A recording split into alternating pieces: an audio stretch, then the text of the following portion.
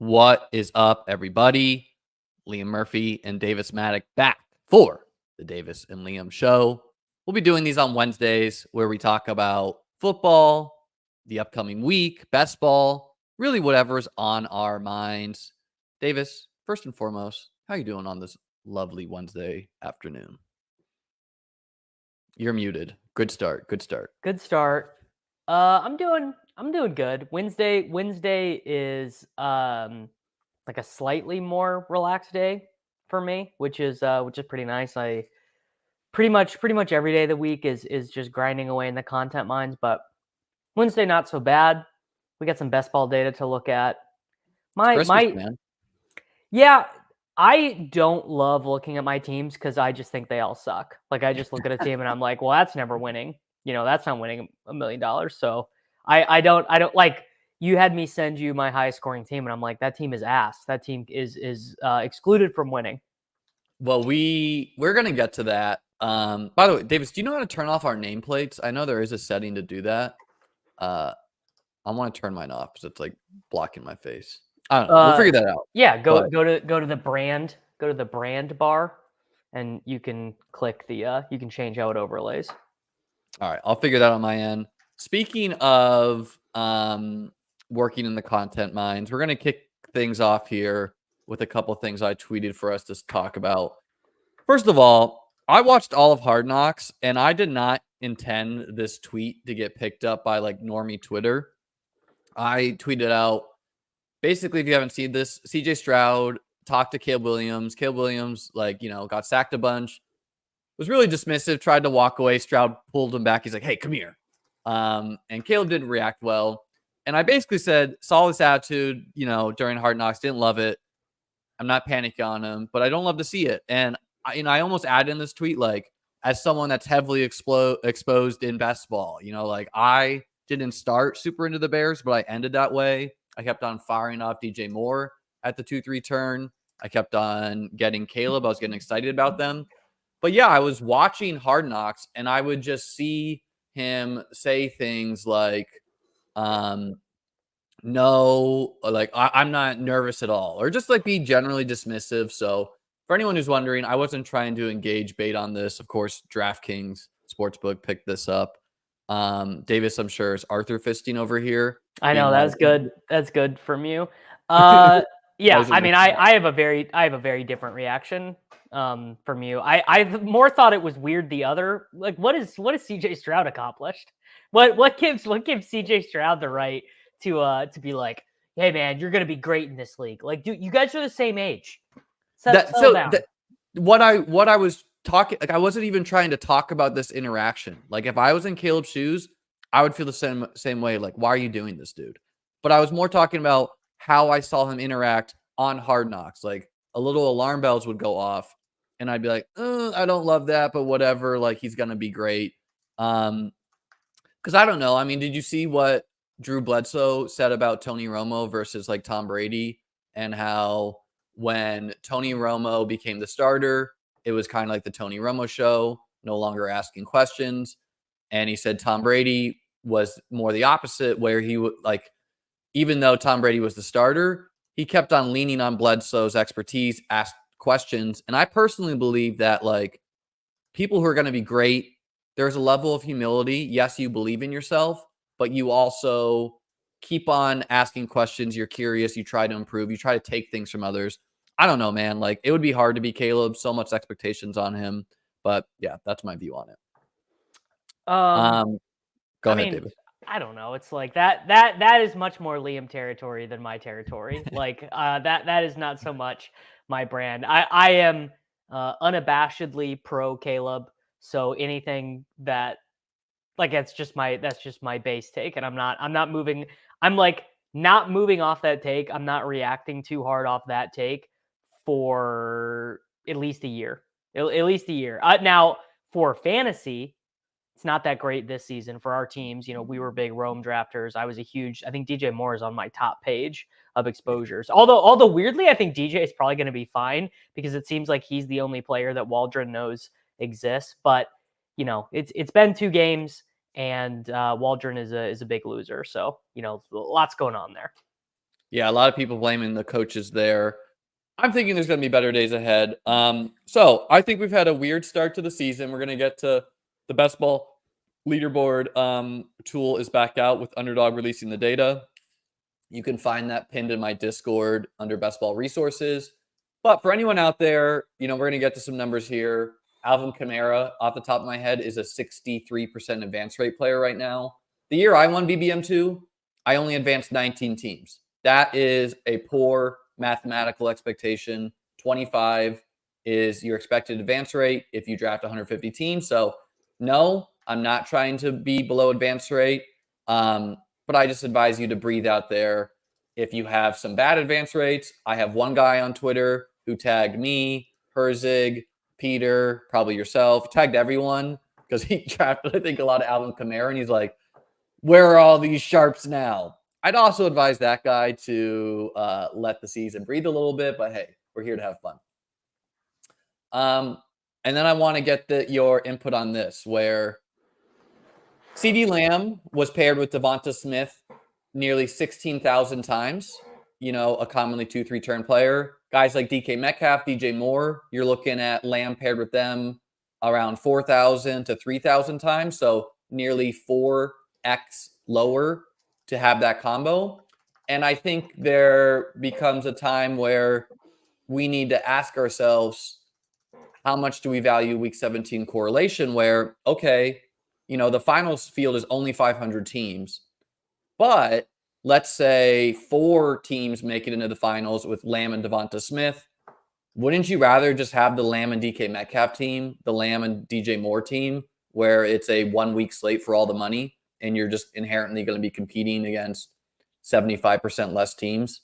So Yes, where's your stance on that? Liam, if you think about it, it's actually miraculous with how common those players were paired together that there are only 15,000 combinations of them. Then if you just apply the base rate of slashing them, the chat always loves when I do math live on stream. But so if you slash it, I'm gonna guess napkin math it, the difference between 1,500 teams and 4,000 teams. Once you get it down to week 17, I guess it would be 2 teams difference. No, that's why I said 4 to 1. Like, just Yeah. assume it's like 4 teams make it versus 1.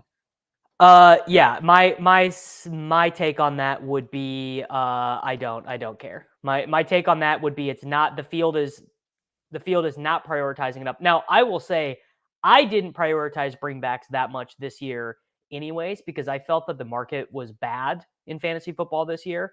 I thought that there were a lot. Now, obviously, some of my big stances like already look laughably wrong, like Chase Brown and things like that. But I felt more comfortable this year drafting exploitative as opposed to really forcing the week 17 bring back stuff. Yeah, I mean, I was kind of like, it's a tie break to me. I knew this was being done at too high of a clip. And it's, this is just guys taken normally at ADP. So if you were someone going Lamb and Tank Dell, Lamb and Zay Flowers, that combination is probably roughly 1%. As far as taking them at ADP versus them falling a full round. John Boy Beats. I keep coming back to this because this is an example of something I'm really bad at, or was really bad at. And he made such a stark point to me. And this is probably something you did, but he was one of as Best Ball Mania was ending, we streamed on a Sunday, and we drafted the 101, and he was like, I did this the other day. I pulled Tank and Diggs up to the 2-3 turn. Then I got Lamar and Andrews for the stack on the 4-5 turn. I mean, if we start running the combinations of, either McCaffrey with that or CD with that, Dell, Diggs, Lamar, and Andrews, I'm going to guess, are there even 5 of those? Probably not, And so that is, and obviously there's just not that big of a gap in projection between Malik Neighbors or Stephon Diggs before the season starts. And I was really bad at that. Well, I mean, I'm pretty sure you and I had conversations about this many times where I was like, everyone is going Lamar, Andrews plus CMC or Lamb. No one is doing that plus 1-2 turn players. That's why, literally the first article I wrote this year was about who Lamb was compared, who he was comboed with at the 1-2 turn.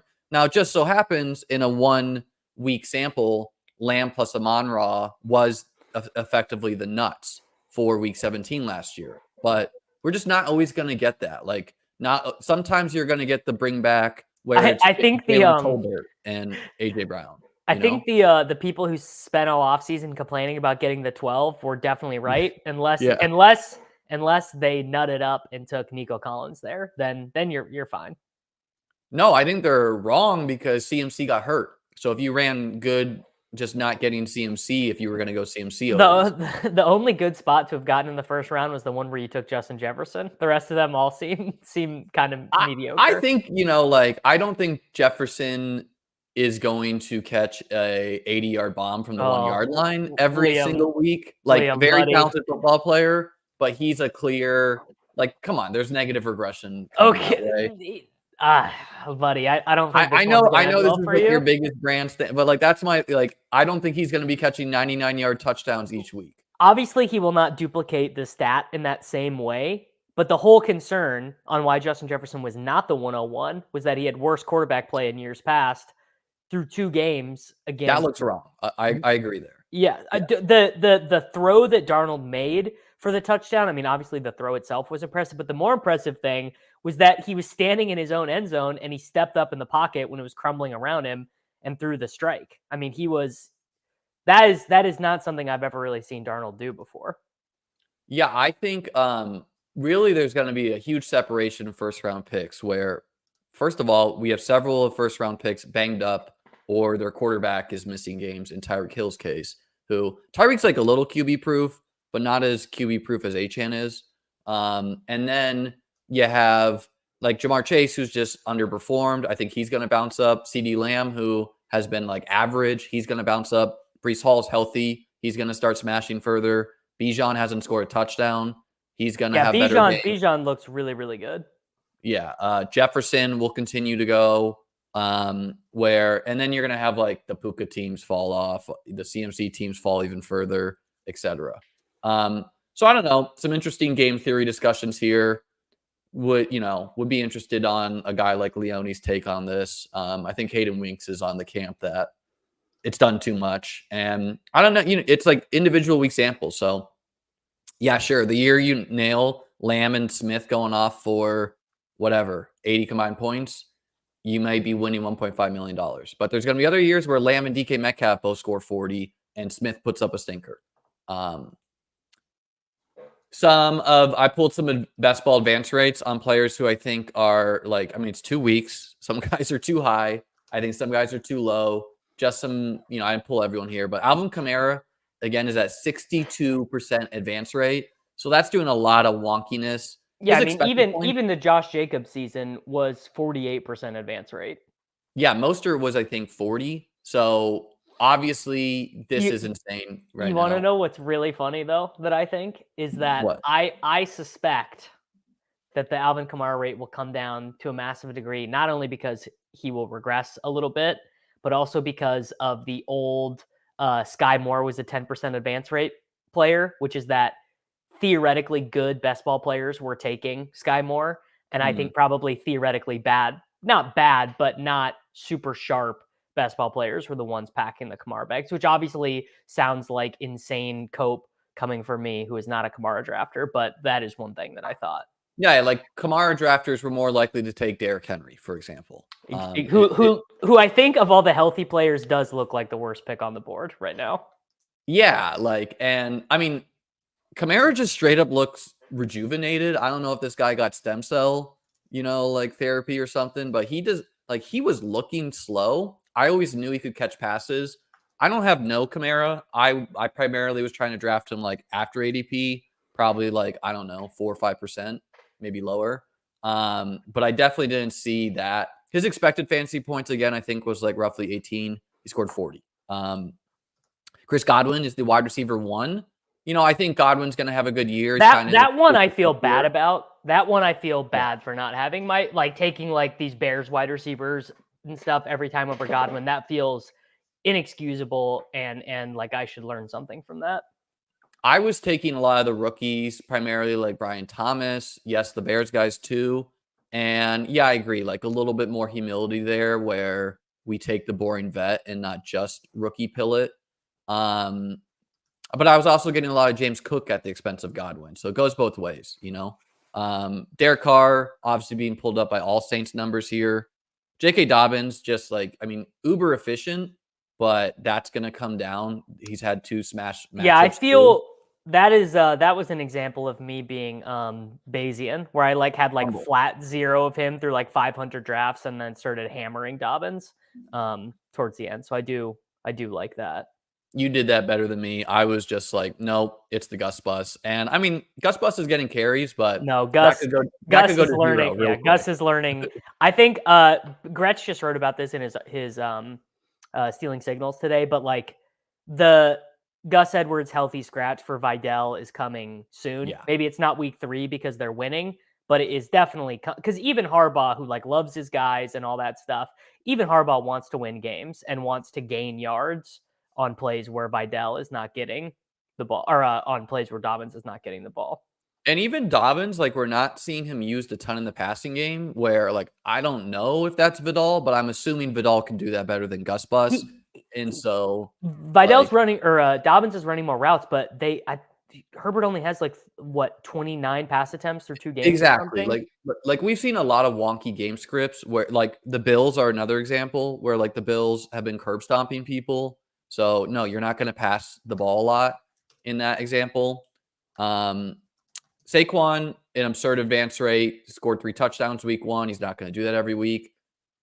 You know, I pulled some of the injured guys just as an example. These are obviously going to go lower just because they're injured. They're not going to play. Jahmyr Chase and aiyuk. Like, I mean, I thought aiyuk was going to have an explosion this week no matter what. Are you certain the Jahmyr Chase one is going to go up? To me, yes, because, I mean, he gets the Commanders this week. So, like, this is the nuts. That's true. That's big.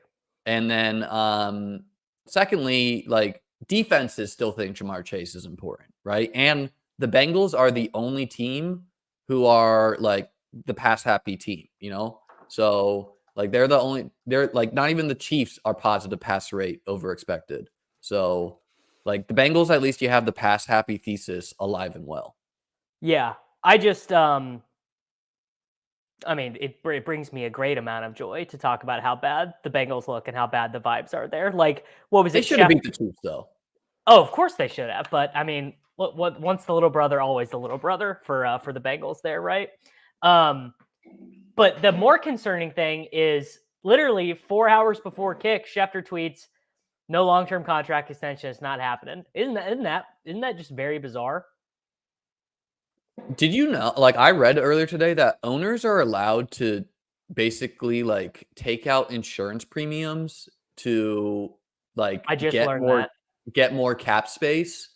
And that feels like something that's just like the richest owners win. So you should remove that, but is an example of what the Bengals ownership will never do. I've seen this level of ownership before where it's not anywhere close as bad for the Bengals. Like, I think they are going to sign Chase next year. But like the Bills with Ralph Wilson, like he was a penny pincher by the end of it. And so were his kids. Like they knew they were selling the team. He was old. And I was like, okay, we basically need our owner to die to like get someone in there that's going to build a competitive team. The Bengals were the only team that voted against private equity owning 10% of the team. Isn't that weird though? So I thought it was... So I'm going to forget. I don't remember if this was Jakob or Sam or whoever who explained this or not explained it, but just had this take that I ended up agreeing with, which is, yeah, even if they are cash poor, it actually makes sense for the most boomer organization to be like, no, you keep my private equity. This is a family owned business. I've run it this way. I don't want no goddamn Wall Street executive telling me what to do. Like, yeah. So I thought that was pretty funny. Yeah, I don't know. I would have thought they would have been like the that was supposed to be a scroll. I would have thought they would be the one team who's like, yes, we need to sell this to a Bitcoin billionaire, you know, yes. like I don't know. The vibes are weird. Just some low owned guys who I think you should be excited about. Jordan Mason, surprisingly 40% owned. How did that Isn't that happen? so high? Yeah. So like I had him ranked at the 150s since like I don't know, early August. I could go back and pull it, but he was still a consensus 18 round pick until Elijah Mitchell was ruled out. So I don't know how the market got so sharp and got to 40%. One of the one of the guys in my Discord, Bolik, he didn't enter a single best ball mania until I think like August 10th or something. Yeah.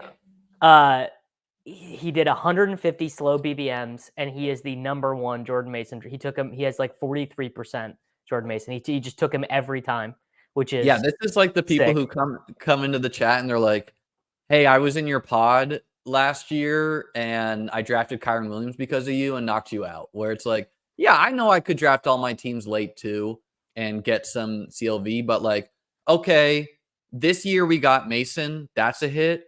But last year was still like last year you got Puka Nakua, Tank Dell, Kyron Williams, you got like all these guys. This year it's really only Mason, I guess Carson Steele and P. Ryan also not high drafted players who you could see a big return for here soon. Shout out Bullock. I've seen him in the Discord, so good for him. And I like Mason's only at 30% advance rate. I think that's going to climb. So, you clearly haven't felt the impact here. I'm Steele over P. Ryan. How are you seeing that, Davis? I mean, I'll say the skin in the game answer is like I'm like doing waivers today, and I'm bidding like 20 to 25% on each of them, like conditional bids. Like I don't even care which one I win, really. P. Ryan is held in most leagues. Steele is available in some, I think. Yeah. So I think P. Ryan. The thing that's giving me pause is the way that they've used Steele, particularly last week, was like they used him in two pretty high leverage spots, and they went back to him after he fumbled, which is like really not like Andy Reid to go back to a running back after they. For Steele, you mean you said P. Ryan, but you mean Steele. Oh yes, yeah. So they used him in. I mean, he was getting the ball in the in the fourth quarter of like to ice away the game. Yeah. So that I thought was pretty big, and if Kansas City was a normal team that ran the ball at the goal line, I'd be like, you definitely want Steele. But because God, Andy Reid is so goddamn annoying. You know, like the backup tackle touchdown is so annoying. But that's the Chiefs' experience. You know, you're going to get that. Like you had you should know that. Like the other people who just thought it was only going to be Worthy and Rice. Okay, they may not know this. But you knew Juju and Co were going to get some touchdowns. What I'm saying is that actually makes P. Ryan like he's got more outs because P. Ryan is just going to be the long down and distance back. I think. Although weirdly, Steele is good at that. I mean, Steele's like he's a fullback, you know. So Steele's not a fullback. Like he is listed as that for like roster semantics.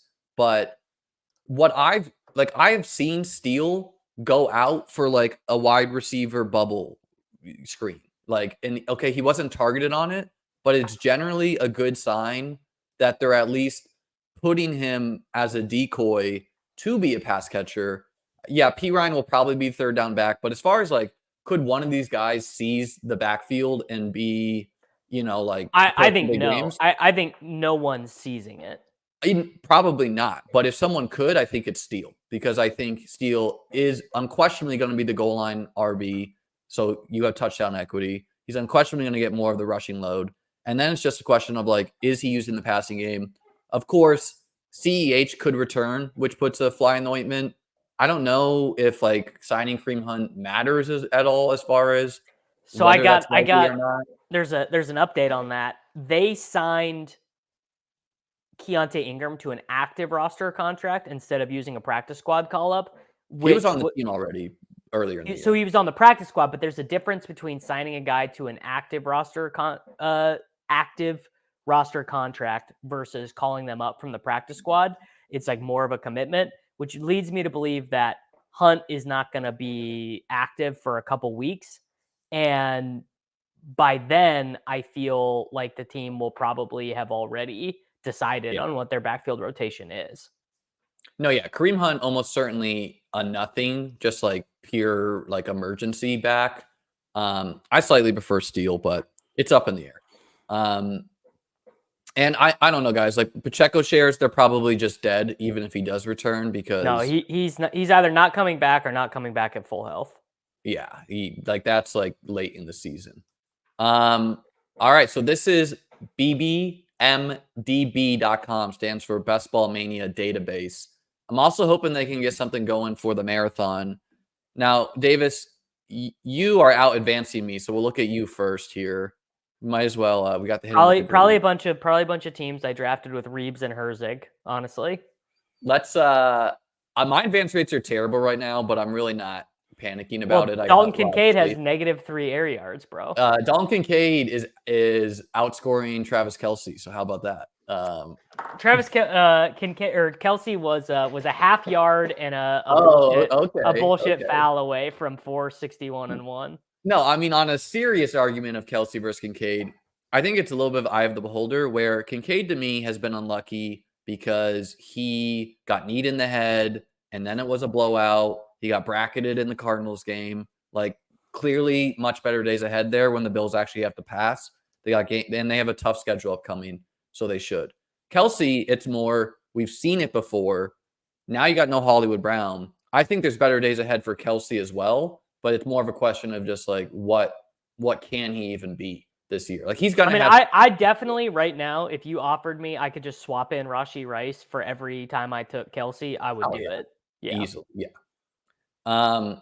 So Davis, let's look at your top scoring team for sure. And you sent me this team before BBMD came out today, by the way. Yeah. It's like not a good team. Well, what I was trying to say to you in the DM, I was like, wow, man, like I was really impressed because I was like, I know this has some players you hate. Like, what a humble approach by you. And then you're like, no, I drafted this with Herzig because it has Darnell Mooney on it. It has Treylon Burks. Like, these are definitely not your guys, in my opinion. I did. So after Rondale broke his leg, I started taking Mooney because then I was like, well, there's just no one who can take his job. And then there's the Kamara, which was obviously that was all Herzig. So shout out to Herzig, man. Yeah, I got like some cheap Herzig, but good score from you here, 295. You're like exactly at expected advance rate, which honestly feels good. Like, I would feel good in your shoes for someone without a lot of Kamara, who again is a 60% advance rate. Like, I'm getting killed advance rate wise. We'll check out me. Before we do, let's get to one of these super chats. Thank you for the super chats. Thoughts on Keon Coleman? I mean, I think Keon Coleman is going to be a boom bust player in the sense that, like, he is going to occasionally win 60-yard bombs down the field, kind of like a George Pickens will. And he'll occasionally have games where he scores like 2 red zone touchdowns. And maybe he develops into one of the top targets, but I would assume the top targets of Buffalo are Kincaid and Shakir in the short term. And of course, James Cook is probably the #1 Bills fantasy player if the Bills are going to be this good. You know what? I actually am still pretty bullish on Coleman because Shakir, I know he's been like pretty good through 2 games or whatever, but like he's such a, I don't know, Shakir is just like not an impressive football player to me personally. So I think there's a lot of meat on the bone for Keon Coleman. And I also don't think Dalton Kincaid is very good, which is contentious here on this channel. So I think there's I think there's a lot of room left for Keon Coleman to do an ARSB in the second half of the season, especially because he got on the field right away. They just haven't thrown. They're negative pass rate over expectation right now. Well, it's kind of, that's like kind of the thesis of Kincaid, but it's kind of ironic you're calling him an Amon-Ra St. Brown because that's more of what Shakir's game is. Like, Shakir is more of the... I just meant in terms of the scoring, not how he scores. Sure, yeah. But like I guess the bullish thing for Shakir would be he was like 50% snaps week 1 and then was like 80% week 2, something like that. And what Shakir does is he's a yak guy who, and he's a bowling ball. Like, if you don't wrap him, he's bouncing off, he's fast, he's getting you yards after contact. I don't know if that's Coleman's game. I think Coleman's game is Josh is going to throw it up to him and he's going to come down with some awesome, he's going to have some like huge yardage games on low target numbers, a la a Bills George Pickens or whatever. But yeah, I don't think we know much about the Bills still yet because, again, the Cardinals game was kind of weird. And then the Dolphins game was like effectively a blowout very early. Someone wanted to check out the Mahomes worthy player combos. We'll check that out. It's not even on the first page of most common 2-player pairings. I just saw it on Twitter. Let's pull up me. I'm getting killed. I think I have like 12 teams advancing right now. What I really like about this is you can see like how many teams are close to advancing, which puts things in perspective, right? Like when you have like 50 teams within 5 points, okay, better days ahead. So yeah, I'm only advancing 12 teams. Don't they know I'm top 1,000 in scoring in a contest that doesn't reward Don't they know, bro? regular season prizes? Let's pull up my team. Drafted on 831, so one of my last teams drafted. I bet this is a Mason team. And Kamara, probably. Like, I don't think you can have a top scoring team without Kamara. And then we're going to look at our exposures and just kind of talk about how we're feeling about them as far as past or the future. So this is a Hurts, Purdy Kamara team. and Mason. And likely. Yeah. Loaded running back room with Cook, Kamara, Pollard, Mason, Irving, and now outs to Pirine. AJ Brown, Hurt, Tank Dell. Like, wide receiver room, honestly, got a lot of room to grow. Hopkins, of course, is like ramping up, still pretty much a 0. I think we'll see better days for Rome and Tank. Definitely Tank, hopefully Rome. Nailed, likely, pretty much all you need to do to have a good tight end. So, perfectly cromulent team. So yeah, there's a lot of cool things that you can do here. Shout out Patrick for this free resource. Yeah, very, very cool. Yeah, like awesome. Hoping that he can get something going for the marathon. We'll look at, I guess, my exposures first here. Yeah, how are you feeling about the chat is chirping you? How are you feeling about Jerome Ford? Well, let's pull it up here, and then I mean, honestly, my top exposures are all dust, other than Worthy. They're pretty much all dust right now. So I got no room. On Ford, like I drafted Ford in the 130s usually. Like we're gonna see what we drafted them at, and I think Patrick's thing is a little off where it's showing. Like it shows it's. You're gonna see this in a second here, but it shows you. Again, guys, this is pinned in my Discord. You can join that below. Under best ball resources if you want to play around with it, but it shows you some data, which I don't know if all of it's accurate. Number one, it shows you like how many slow drafts you did. That is definitely wrong. So I only did 1 slow here. It shows you auto picks too. That's a cool new thing. And then what I really like is it shows you your average pick and then versus ADP. I mean, I know for a fact Jerome Ford closed as like like the 100, 110. So my average pick is 130, which is obviously meaning like I just kind of stopped drafting him once he got up to that like Tony Pollard, Tajay Spears range.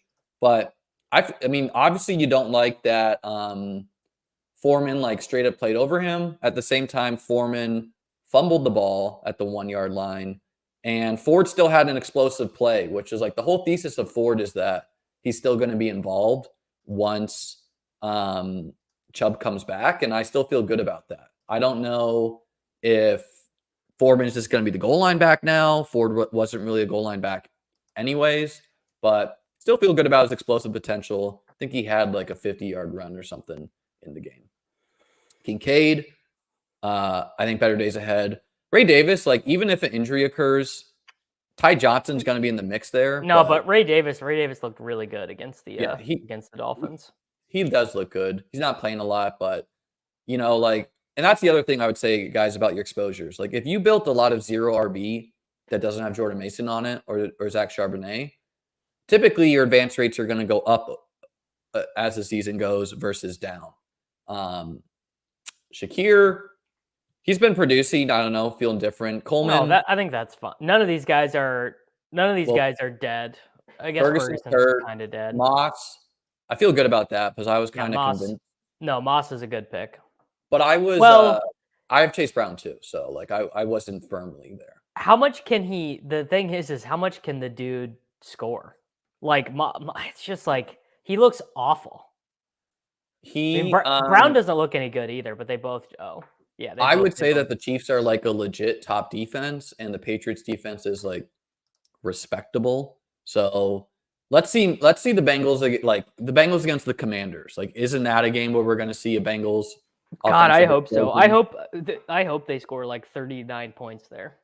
And I don't think Chase Brown is dead either. Like, even if it is the Moss show, which it's going to be in the short term, like, you at worst have contingent upside.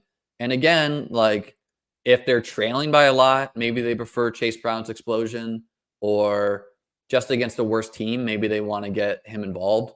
Luke McCaffrey, I feel decent about just because he's not a zero. Like, okay. No, he's already the starting slot wide receiver.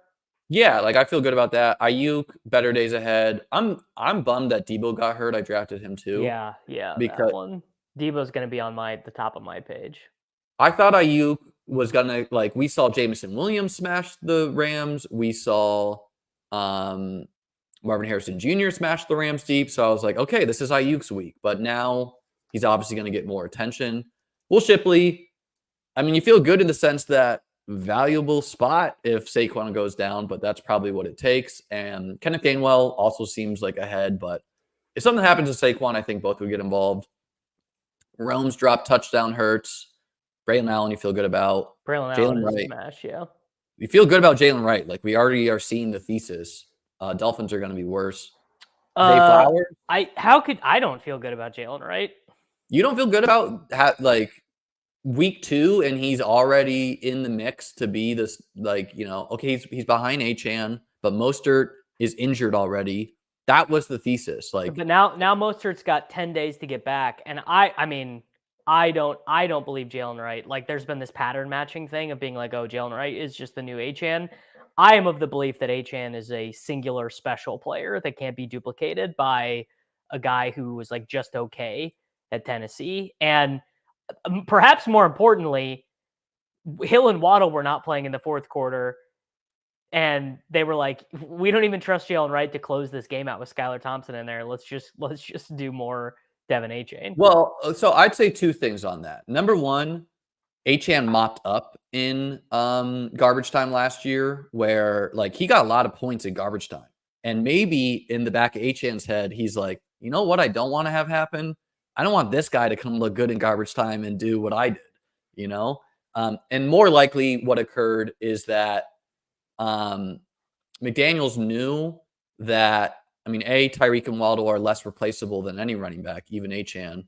And B, he knew that Skylar Thompson was probably going to be his quarterback for a while here. And he wanted him to have at least one real target on the field still if he's going to be resting Tyreek and Waddle. So, no, like, Wright is not giving you fantasy points right now, but you feel good that he's even in the mix to start seeing the field. We'll see on most of I think you and I are just like, so you got to just admit that some things we believed 2 weeks ago were just wrong. And I think Jalen Wright, I feel objectively worse about Jalen Wright today than I did when we were drafting 2 weeks ago. Like, don't get me wrong. I would swap Wright for Charbonnet if I was allowed, Mason if I was allowed. Here's a good one. Would you swap him right now for one of the 2 Chiefs guys? Because I definitely would. I would swap him for. Yeah, yes. If I could have a starting running back on the Chiefs, I would prefer that to the guy behind Achane. But would I swap all my Jalen Wright for Ray Davis? No. Would I swap all my Jalen Wright for Ty Chandler? No. Right? Like Ty Chandler, I think yes. Ty Chandler, you would swap every single share of Jalen Wright in a 17-week season to Ty Chandler when we knew Ty Chandler was going to be producing. Like, that's week 1 brain for you. Aaron Jones. The thing I was unclear about was what was Aaron Jones's role going to be. Was this going to be a Josh Jacobs situation where Jacobs comes into his new team and is getting 90% of the work, or is this going to be like a 60-40? And it looks like a 60-40 to me. There's a good one. I would definitely, I'd swap 100%. Yeah, because Jalen Wright. No, because I liked Braylon Allen anyways. Like, Braylon Allen, when we do my list, Braylon Allen's going to be on the top of my page. And I would, whatever right I have, I would swap What's for going to be? Let's look. My Braylon. ADP on him is 180. Oh, I mine's want going to to be see. way higher. Way Yeah. higher. I got a lot. I mean, I have 29 Braylon Allen teams. Like, no, my personal opinion on like, I feel good that like Ray Davis hasn't done anything. I feel good that he's seen the field. That's the same way I feel about Jalen Wright. He hasn't done anything. He might not do anything. He might just be a zero. Like maybe he's behind Jeff Wilson all year. But I personally feel good that a super fast guy is seeing the field. And I don't know, the Dolphins, like they shouldn't be 1-1. They should be 0-2. They're going to be doing some wonky things on offense here, probably a la the Packers. What do you think they should do at quarterback? The favorite thing anyone has proposed thus far is Bryce Young. Bryce Young would be the funniest. I just don't see that trade occurring. Like I have faith McDaniels can make him look better, but I think Huntley is kind of fun for them. With Huntley has given some huge fantasy games to pass catchers before. Mac Jones is a good one. Mac Jones, I'd really like to see Mac Jones on this team. No, yeah, but like Skylar Thompson. There's no way the Jaguars are 0-2. They still have delusions of making the playoffs. Would you help a competitor try to make the playoffs unless you got a significant draft pick for it? No, like we want that to occur, but it's just not going to happen in my mind. Zay Flowers, I guess we'll just get to like players we have 25 or more. Zay Flowers, I feel really good about. I just kind of thought he'd be the engine of the offense, and that looks correct to date. Chase and Dowdle and Cook, feel good about them. Kirk, I don't know, man. Like, I'm not seen enough Jaguars games, but Kirk is dead, bro. I don't think he's dead. Like, I think the Jaguars he as a whole have been bad. He just got negative 0.9 points in a game Evan Ingram didn't play, dude. Yeah, okay, and he scored 1 point last week and then averaged 13 PPR points. Like, to your point, he did have a touchdown waved off by a pretty ticky-tack. yeah. Penalty. And I think he also had another like deep ball wiped away. So no, I think Brian Thomas Jr. is like a legit target threat. And so is Gabe Davis. Gabe Davis is being involved too. But I still think Kirk, like, okay, Kirk, like Worthy also disappointed this week. I don't firmly know I'd want every Kirk share to be Worthy, for example. I think wide receiver is kind of like whack-a-mole, as far as who's going to produce in a given week. The Jaguars did play the Browns, one of the best defenses in football. Christian Watson, I mean, that's Jordan Love, so I don't know how that will turn out, but I felt good about it week 1 when Love was healthy, had some shots, and then, I don't know, these guys feel good about some of them. So Corley, not so much, but he... God, 16% to Marcus Robinson. The fuck is wrong with you, Liam? This is all... Like, again, this has to do with when I drafted, so, like, You let the cabal psyop you, buddy. First of all, I'm running pure on this where Kupp and Puka are out. You're not. Yeah, right. The thing is it's actually impossible to run pure into Marcus Robinson because he's not going to earn targets. He could be playing 7. He could play 7-on-0 against air, and he wouldn't. 6 more targets than Worthy got in week 2 for DeMarcus Robinson. And anyways. The DeMarcus Robinson exposure, I stopped drafting later in the year because I heard about guys like Whittington.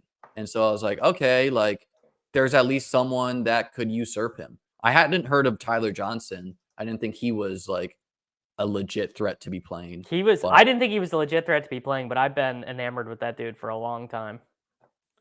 My choice is Whittington there, by the way, as far as like number 1 priority. My bet is Tyler Johnson, most points this week. Whittington, best bet for points long-term. Robinson, if you really need 8 points. Like, if you really need 8 points, that is your guy. Hey, dude. Tyler Boyd got me 8 points to win BBM. Sure. BBM 2. Yeah, if you really need 8 points. No, I think Whittington is the most likely to me to be in the Puka Cup role of getting like 8 slant targets a game. For sure. So if the Rams are not just like a pure disaster, I think he has long-term appeal. So Worthy for you, I would still feel good about this. Like, I'm not panicking on low target share. You feel great about Hollywood. Like, we know what Worthy is. He's capable of huge games. Yeah, I'm not sweating. I think people also feel good on. Yeah.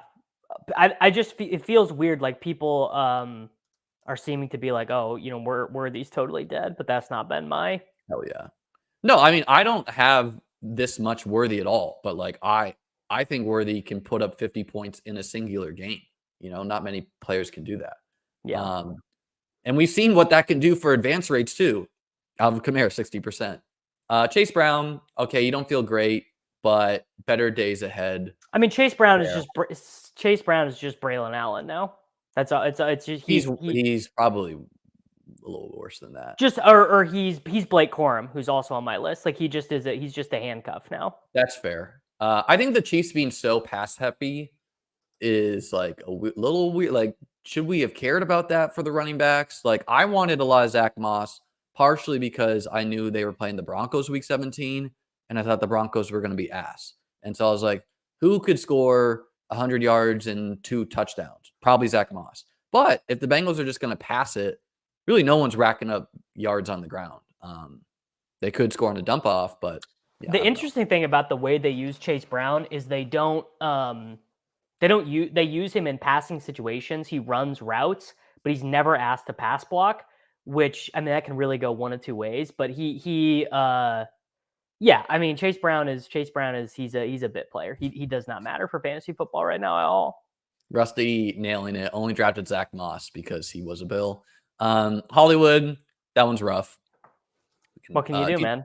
DJ Moore, I think I got really bullish on DJ Moore by the end of it, where I was just always going him at the 2-3 term. I think he's going to have much better days ahead. Like, let's let the Bears breathe a little bit. Oh, here. Yeah. I'm not sweating him at all. That feels like he's the same player he always was in Carolina. He's the only guy who can consistently earn targets on what is a bad team right now. Yeah, but I don't know if we can say that because Keenan got targets and then was hurt, and Rome played through injury. So did we get a healthy Rome against the Texans, or are we getting a Rome who's pushing himself through a sprained MCL? Like, I don't know if that's what Rome Odunze is. Like, that's my.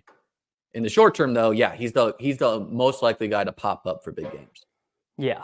I mean, I would not, specifically because of the decisions I was making, where I was making it. It's like I would have just had more bad players if I wasn't taking DJ Moore. So I'm happy to have been taking DJ Moore where I was taking. Well, you don't have Cooper Kupp if you drafted DJ Moore. Like, that's like another, like, rather be lucky than good, where Kupp is obviously going to miss games and Moore is not.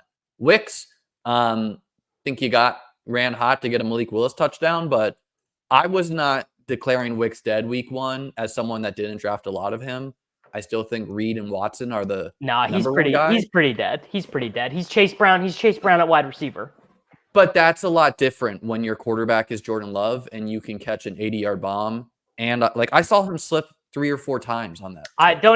So I went back and watched that game a couple times, and Wicks, he obviously left a ton of points on the field. I don't know if it was not his fault, I think. My cope would be saying it was the turf, but I don't know. And I think you saw on the touchdown the way they used him is like the Packers are pretty aware of who they have. He's pretty dynamic.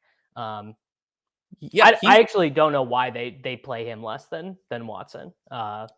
I think Romeo Doubs and him are the 3 and 4, where Doubs is more likely to get, like 2 goal line touchdowns in a game, and Wicks is more likely to get a 60-yard bomb. Rico, you got to feel good that Rico effectively was playing ahead of Zeke. I don't know what's up with the Deuce Vaughn usage, but no, yeah. So Deuce Vaughn getting 5 touches a game, that is dead. That Rico is.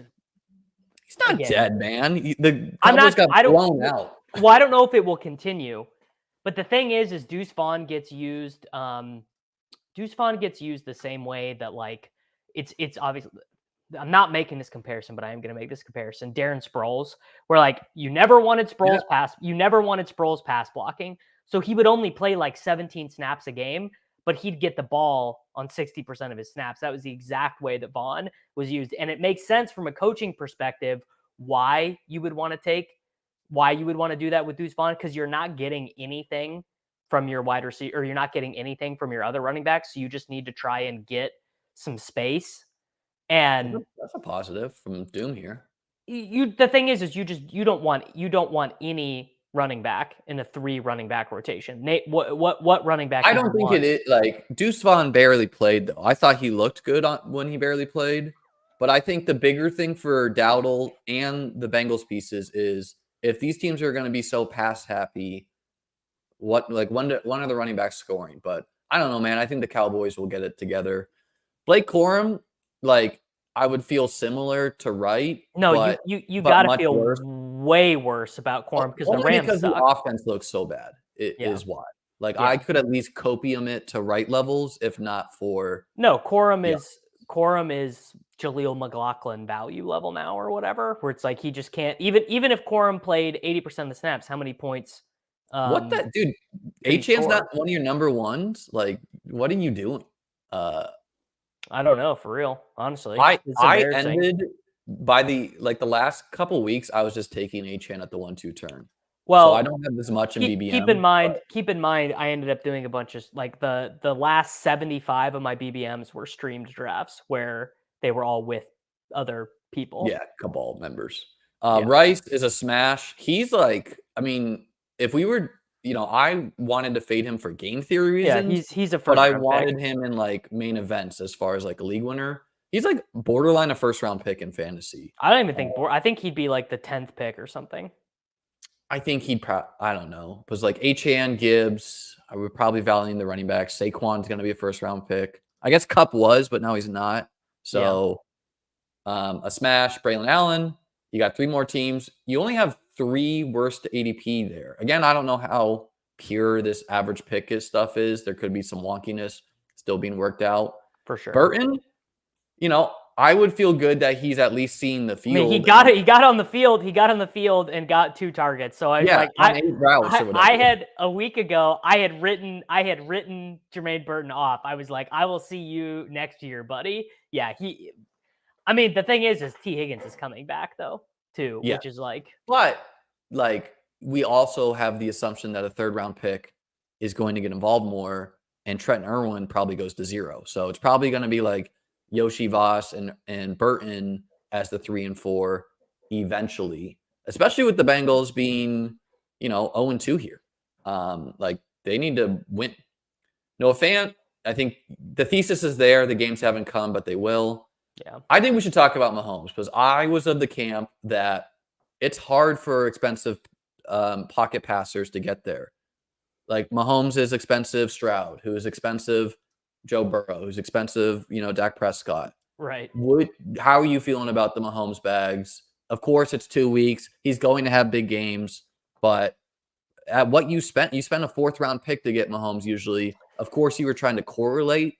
So I get it. That's the thing is I can we look up pairings? Because I assume I've got a bunch. Well, actually, I probably have a bunch of fucking Hollywood Mahomes pairings. So those teams are probably just stone dead. But wouldn't you rather have Rice plus Worthy plus instead of Mahomes? Honestly, maybe like Rice and Worthy, and then just different quarterback versus Mahomes plus them. What I will say is that the Chiefs opened up the year playing the Ravens and the Bengals. So like 2 good defenses, 2 games where you expect it to be pretty grinded out. Are the Ravens good on defense? They just got lit up by the Raiders in the air. So I mean, I don't know. It's a good question, I guess. I definitely would. It definitely feels a little bit bad right now. Like, don't get me wrong, it doesn't feel that great right now. But it's not one that I'm like, oh, you were bad for doing that, because I just got exposure to what I expect to be the best passing offense in football.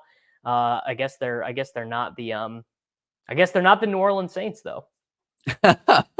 No, and what I would say on this is no matter how expensive a quarterback is, I think it's always defensible to draft them with the mindset of what if this guy puts up 30 plus week 17.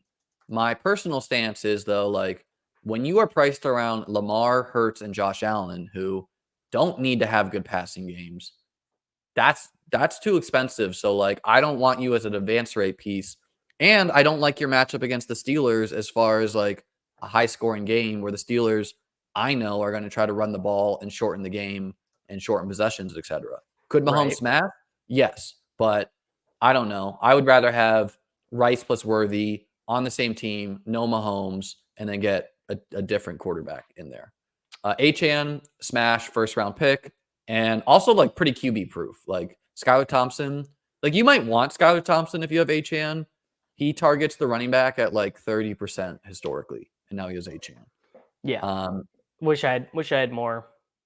Yeah, me too. I think I have 20 teams in BBM. I was surprised I was that high, but I think my DK Millie Makers, I have like 40% Achane.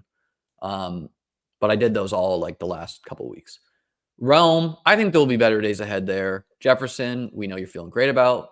Dortch, I think you should feel good about. May, man, the Patriots, like they gotta lose some games. Yeah, like, I mean, now the Patriots winning that Bengals game was about the worst thing that could happen.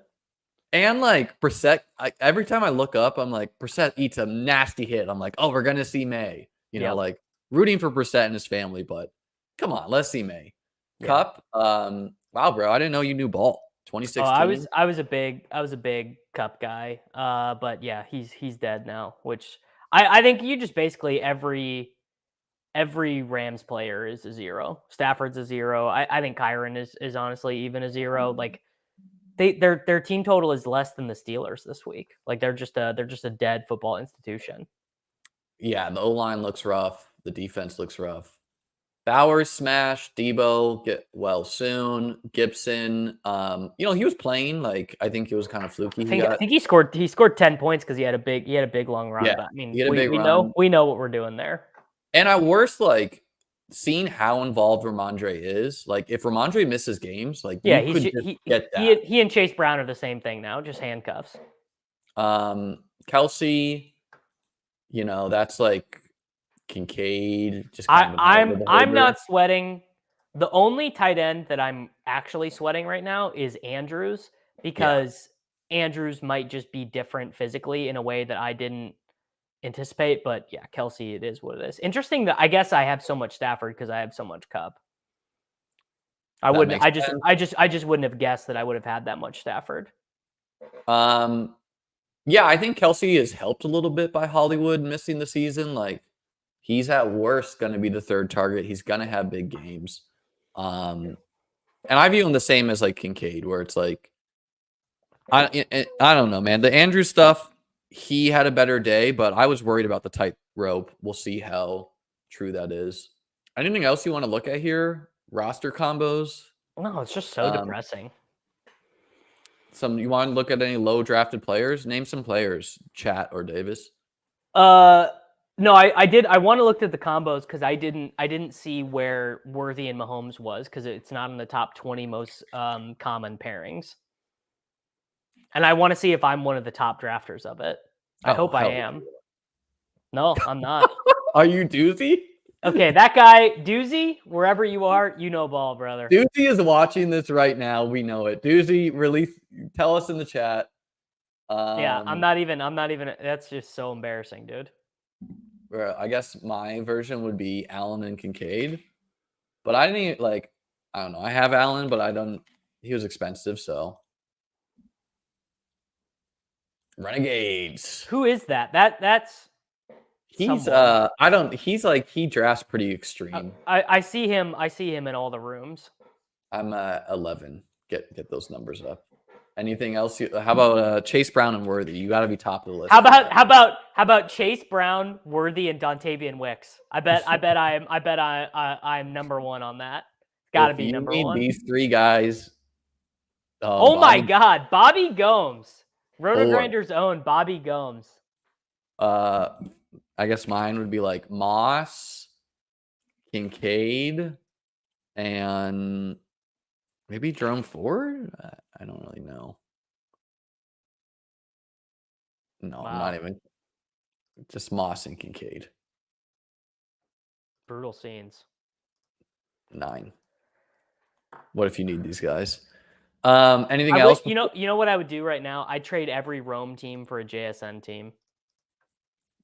I wouldn't trade everyone, but I would definitely want to even that out. Like it's also Gino has looked awesome.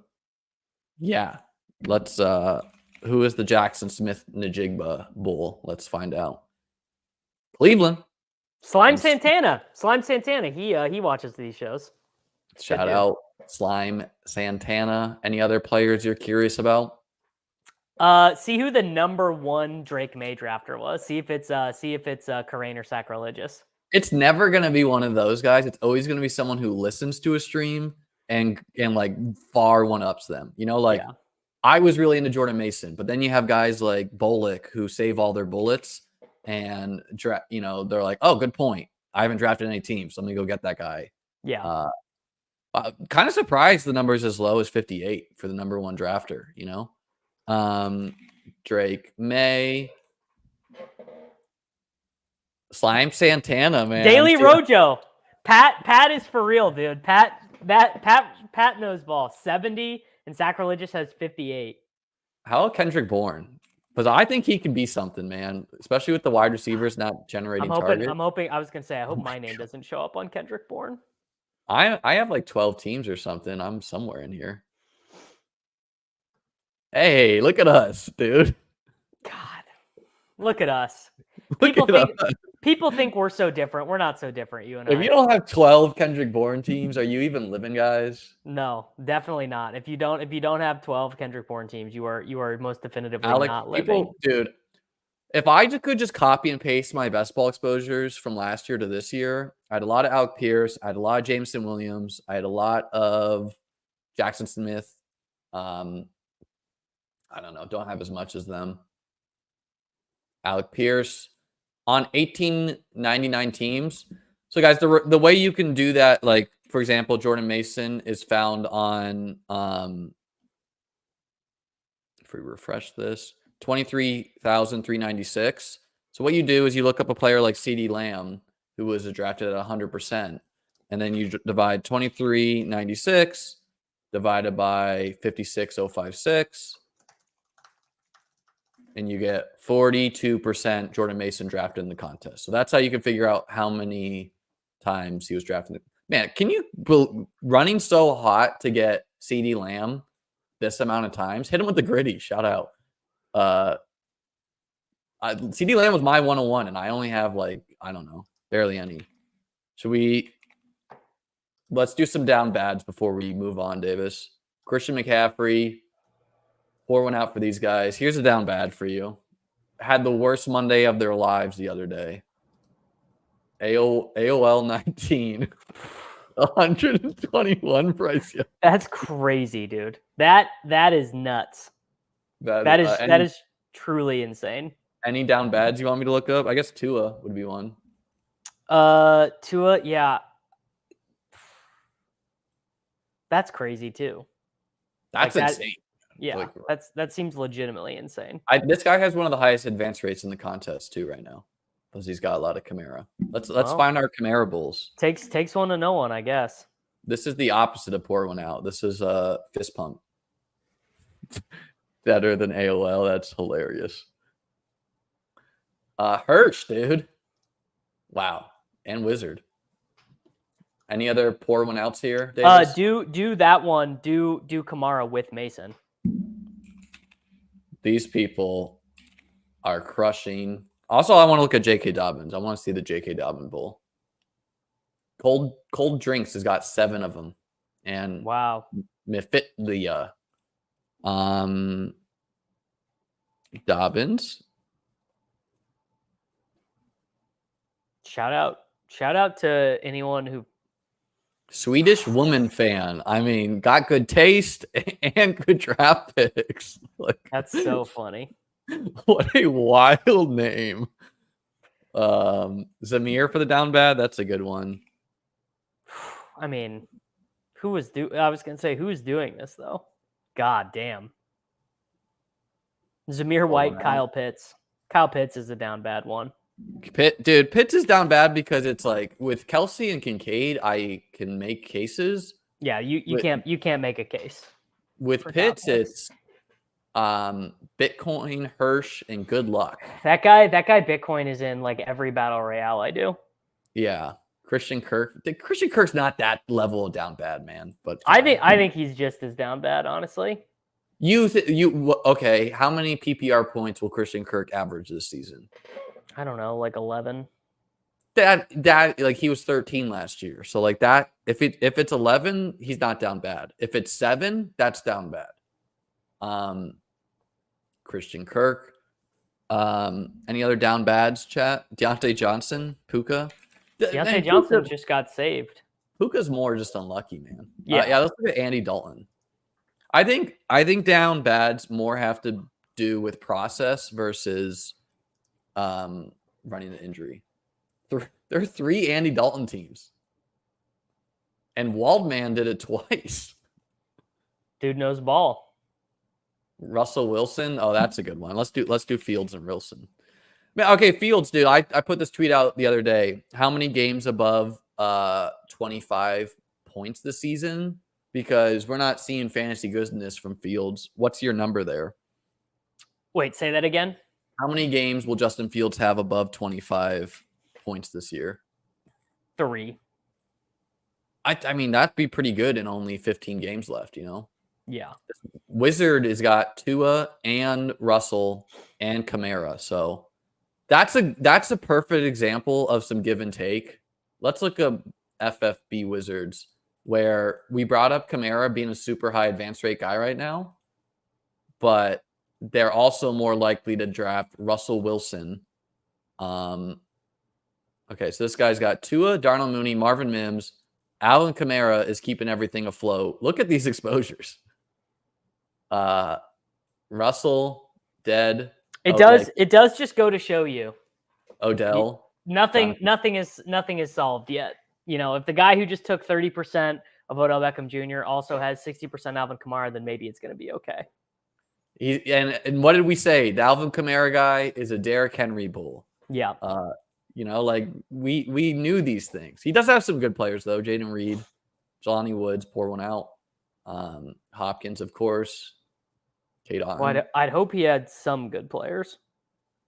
Shout out. I mean, he literally is the highest advance rate guy this year right now. Of course, that's going to change with Tua and co. And I think he was a 50% advance rate guy last year. So shout out FF Wizard. Shout out Davis, to anything FF else Wizard. you want to see on BBMDB before we move on? No, I didn't have anything else. All right. So we're going to jump into doing some daily drafts on Underdog Fantasy. Promo code Chess Liam or Davis Mattek to get up and running there. So Davis, last week you poo-pooed my double 49ers. You can't draft Kittle. You can't draft Mason. I think, you know, we saw now, of course, it's whatever, it's random, but the bigger point I wanted to bring up is with everything being so wonky with passing and scoring everything, there's so few teams going off each week. Does this make individual game stacks more viable to you? Does this make drafting? No, that literally makes it harder for team stacks to get there, I feel. Well, my mindset is like all the games are dudding out. If you nail the one game that goes off, so okay, yeah, we only saw Mason, Debo, and Kittle both get to around 20, but some weeks those guys are going to get to 30. And then we saw the week before, we saw Godwin and Evans and White get there all kind of equal. But some weeks they're going to smash and no one's going to separate. So basically you needed Kamara to actually win last week. But if you took Kamara and Mason and Kittle, like I think you were fine. What's your take on that? My take is that I am still not doing it, really. I'm still like I guess there's an argument to do it this week with Stroud and his 2 guys. The thing that you kind of have to realize is like being price sensitive in these is kind of stupid because of the way that the combos present themselves. But you like wanted me to draft like, I don't know, Colby Parkinson over George Kittle because we had Jordan Mason. And my point is that like at a certain point, you're just getting a guy. So at tight end, I think you can get away with it more than double stacking wide receivers. That is true. Okay, so we're changing a little bit there. We're gonna do a mix here, guys. The dog bowl, we're doing that one first, just because it allows Davis and I to talk more versus rapidly firing off $5 battle royales. How'd the battle royales go for you, man? I didn't win anything. I didn't have Kamara? How has it gone for you? I had a did you bunch of match? I had a bunch of Marvin Harrison Jr. and Kyler. I just didn't end up with a Marvin Harrison Jr., Kyler, Kamara. I did actually have like 25 Kamara teams, but just not none of the right combos. I swapped my like main DFS lineup, and I had Marvin and Elijah Higgins in there, who scored that touchdown. Didn't matter. Didn't cash because Kamara, of course, buried.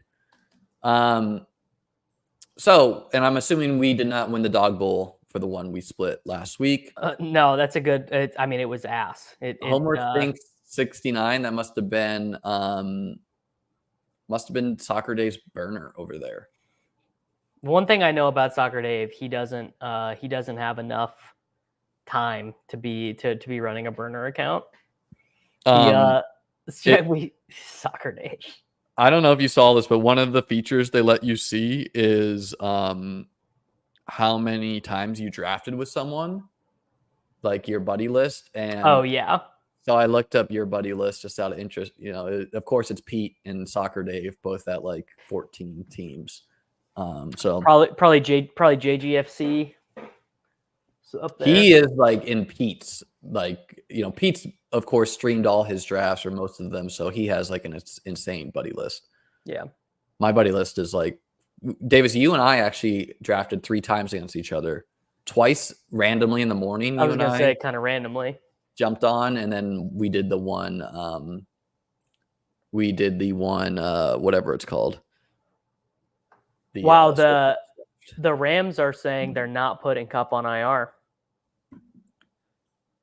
Yeah, okay, so that gives them an out to, like, still he's probably not going to return for 4 weeks. I get the bigger question for me is like, what level is he going to return at? You know, like, I think CMC when he returns, he'll be roughly himself. I think Debo when he returns will roughly be himself. Puka as well, like Cup. I don't know, man. Maybe it's just age. I'm saying that. Well, yeah, he's less likely to recover well as a 900-year-old. You know, that's just that's the nature of the beast.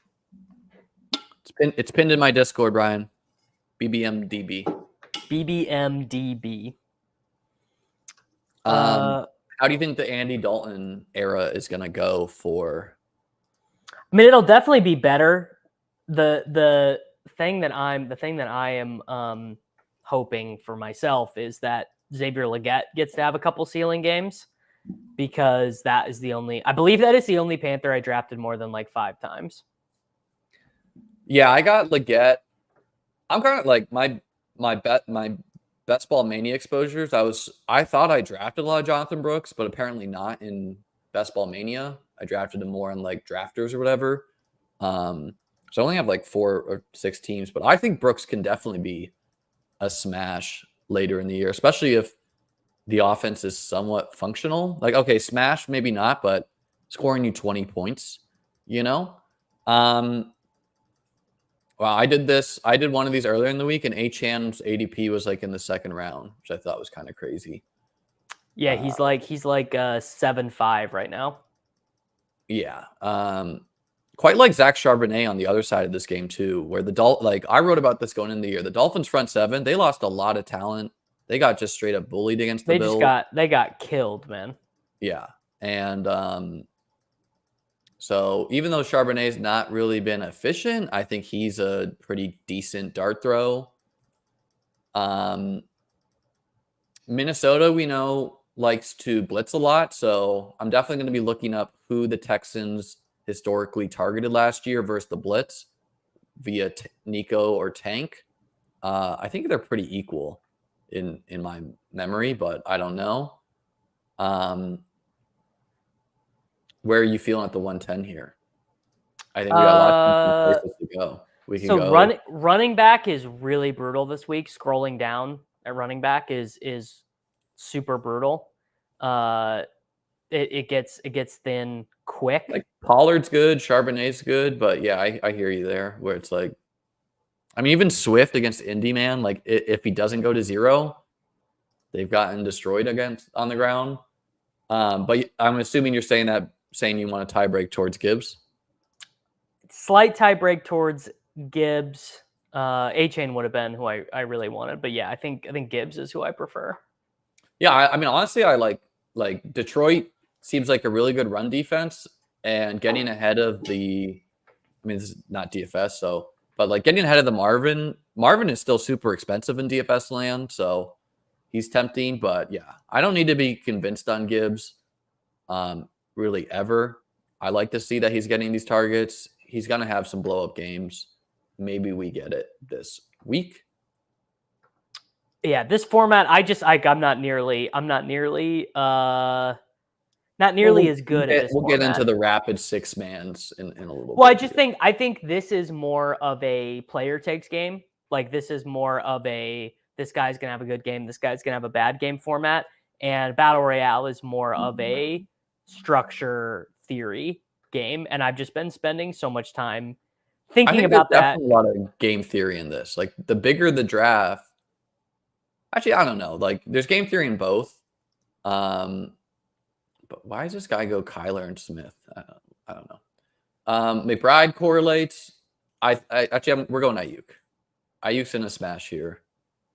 Yeah, I would have taken McBride, but that's fine. I think McBride or Bowers are, I think, kind of the skeleton keys to shipping it this week. Yeah, I mean, I like McBride. I don't think he's gonna fall on a touchdown in the end zone each week. Like he was, after Kincaid, I drafted him the second most just because he was cheap, and I didn't. I think he's good. But aiyuk, man, like I don't know, like just firing up stacks with like Purdy, Mason, aiyuk, Purdy, Mason, Kittle, Purdy, Kittle, aiyuk seems pretty tempting this week and for the future with no Debo, no CMC. What's your read on the 49ers in the short term? Aren't you worried that Brock Purdy is going to turn into a pumpkin? No, dude. He's literally the league passing leader in yards. You're not worried about Pumpkin Purdy? I'm not. I'm a little worried about Pumpkin Purdy. I think what are you going off of there other than that you probably don't like him, or I don't know. Like is it that you just like Debo that much that Purdy can't succeed without him, or I'm trying to read this angle from you? Yeah, it's that Debo is the straw that stirs the drink, and without the straw, go ahead. Yeah, just that schematically, Debo is the one that is most important to what they do with his motion and his yak and his maneuverability. Aiyuk is probably a better quote unquote wide receiver than Debo, but Debo is a better football player. And the replacement level is really bad. Ronnie Bell, Chris Conley, and Jacob Cowing are definitely sub. Jennings. Well, Jennings has already been playing. Yeah, but my opinion there is that Debo is the easy button. So Debo is the guy where, sure, you throw Debo the 2-yard pass and you just go get to your first down. Like he is that. He is their H-Chan, if you would, for the Dolphins. But I think the 49ers are still going to be able to run the football, hit play action, and like aiyuk got bracketed at a high rate against the Vikings. So clearly defenses still think these guys are important. And didn't we just see all the deep burners destroy the Rams? Maybe it's a little too simple to assume, like maybe the Rams are like, hey, we're not going to get beat deep. But I don't know, man. I don't think you have that liberty against the 49ers. Like you have to stack the box against them. And I think Kittle can be a Debo. Like he's not as shifty. He's like kind of a more powerful Debo. But if you want to give those like 2-yard passes and have him go get yak, I think you can have Kittle do that for you. Yeah, I mean, I'm much more into Kittle than aiyuk. I mean, I am a hater. It's well noted. It's out there in the universe. I am a hater of Brandon Aiyuk. I think history will prove me right in the end that I was right to do so. And I'm also a Purdy hater. That's just I just love to hate, man. I just love to do it. I don't think you hate these guys. I think you love Debo so much that you. It's true. It's true. You're trying really to bend it so that like everyone is a byproduct of Debo Samuel. Well, it's all a byproduct of Kyle Shanahan, and it's just certain guys fit Shanahan's the cut of his jib a little better is the deal. That is my opinion.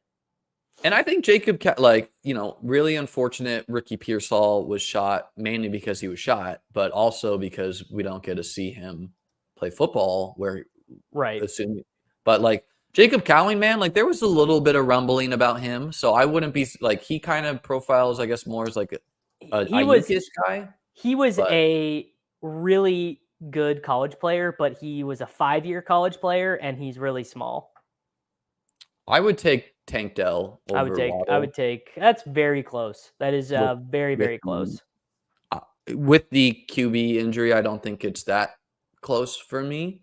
But I mean, Waddle's still going to have games. Like if you're talking in a start-sit league, though, I think it will be hard to know when. What's your vibe here, Davis? Neighbors, I like. Number one wide receiver in fantasy so far. Sure. Tank Dell, I like him too. I like. Stroud's already gone though. So we go Richardson and Tank. I actually like Diggs more this week, but I don't care. For the revenge game. Literally, yeah. I mean, you want to talk about a situation where we auto drafted Godwin.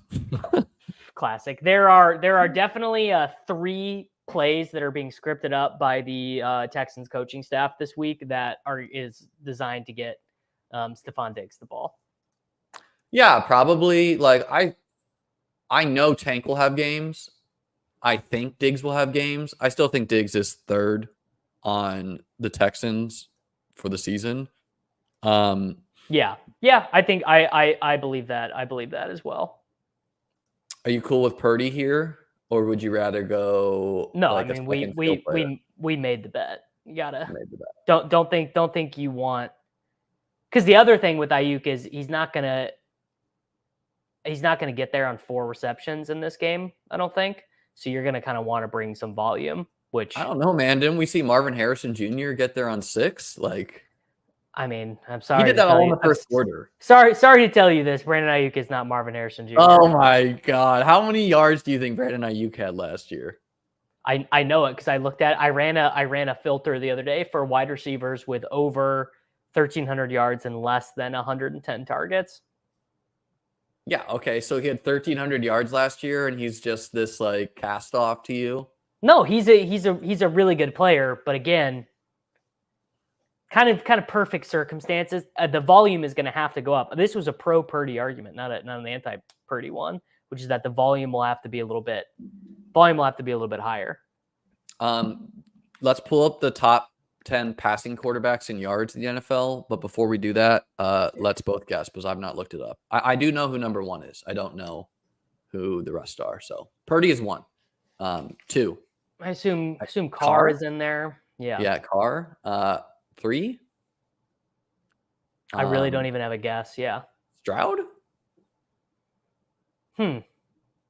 Maybe Stroud. 4. Like I don't remember how many yards Kyler passed in week 1. Stafford maybe. No. Goff. No. Goff threw 55 times. Yeah, Goff then. Goff's in there. Mahomes is probably in there, or maybe he's not. No, he had 140 yards last week. I don't think so. Well, him and Josh are not then. Richardson's definitely not. Kyler's probably in there. God, is Gardner Minshew in there, dude? That would be really funny if he was. He definitely, a Baker is definitely in there.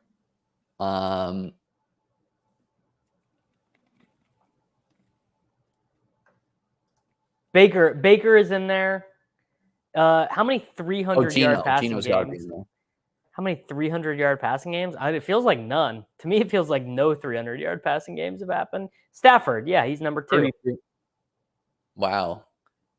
Minshew's 3? And they were worried. They were worried about his quarterback play. Lamar, Geno, Stroud, Tua, Darnold, Mayfield, Prescott, Hurts. Carr is 13, man. Wow. Dude, Olave's in a generational smash spot. Yes, he is. If the Saints are this level of good and he's not been producing, like, What are we gonna get if the Eagles can? Dude, can we talk about the Eagles game? What are you doing losing that game? Like, how do you not go for it at the end there? Like, why do you kick that field goal? Really embarrassing stuff. Really, really embarrassing stuff from Nick Sirianni and the Philadelphia Eagles. Just doesn't make any sense. Like you convert the first, it's over. You kick the field goal and you can lose. Like, come on. And yeah, it's just like so anti their ethos, Davis, this is not coming on your channel. Would you trade Devonta Smith for Connor and Diggs, have Ford and Jahmyr as my RB2s, and have Waddle, Amon-Ra, Amari Cooper, and Brian Thomas as wide receivers? I would not do that. So it's like, do you want James Conner enough to downgrade from Smith to Diggs? Brad, I think it's defensible in my opinion. It's defensible. But I think Devonta is your second best wide receiver on your team right now, especially with Waddle. Like, try to trade Connor and Waddle, or try to trade Waddle away for just Connor straight up, maybe. I don't know, man. Connor's smashing. I don't have a lot of him. I have more Trey Benson, but probably. There are just only so many wide receivers who can get 7 for 76 and a touchdown in a game in the NFL right now, and that list is pretty low. Let's do Ken Walker. Who's your swap plan? Oh no, not Ken Walker. I meant Charbonnet. He's gone. He's gone. We need a player here, Davis. Rashad White. Yeah. We have Godwin. Let's do Najee. Dalton Schultz, tight end. We'll figure it out. Najee? That was a panic pick. We will not be. I fear we will not be winning the dog bowl. I think Schultz is a defensible pick. We didn't take Tank. We didn't take Nico, so we're leveraging off of it. The right panic pick is Taysom Hill. Yeah, he's always a good pick, but we just saw Kittle get there against the Vikings. Why not Dalton Schultz, dude? People are saying. Because he doesn't get targets. He's running routes though, so like we got that. We'll always have the routes. At the end of the day. Any chance Mixon plays this week? Probably no not. Practice for him or Dameon Pierce today. We could take Cam Akers and just really own the libs. I think Zamir White is a real own the libs play too. Najee is an own the libs play too. No, how about Jalen Warren? People are going to do Najee. They're not going to do Jalen Warren. Sure. Yeah, I'm never going to say no to Jalen Warren. Jaden Reed, too cute. Jaden Reed is a really good pick in these because he's not going to be 100% drafted. We're doing Warren. Warren is all, like Reed and Warren are both sub 1% drafted players.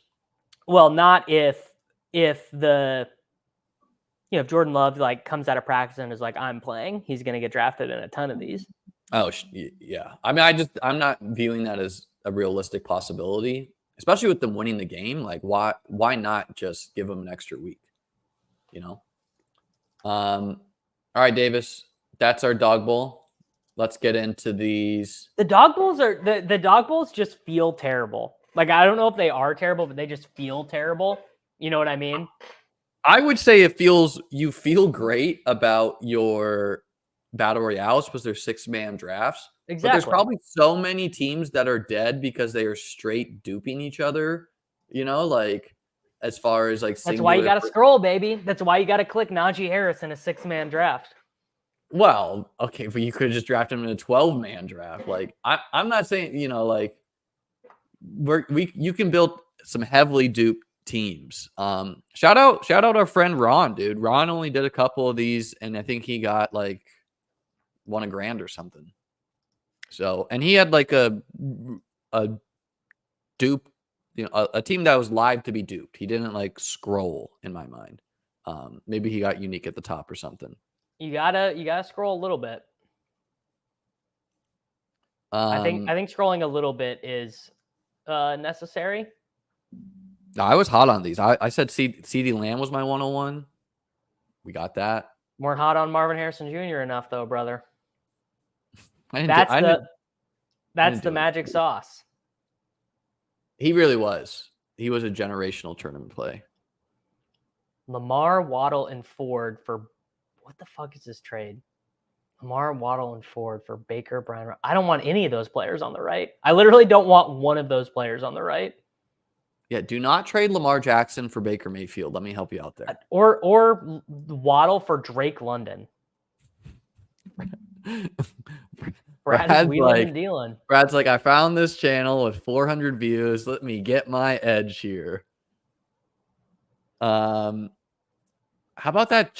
How are you seeing this Chargers game play out, man? I hope they can get pushed. It gets done in about 90 minutes because each team is negative 20 pass. Next. Who do you want here? Achane? Achane or Jefferson is who I take here. Glad to see you diversifying from your best ball portfolio. Well, there actually are a couple big spots here where you can diversify from your best ball portfolio, but not there. No.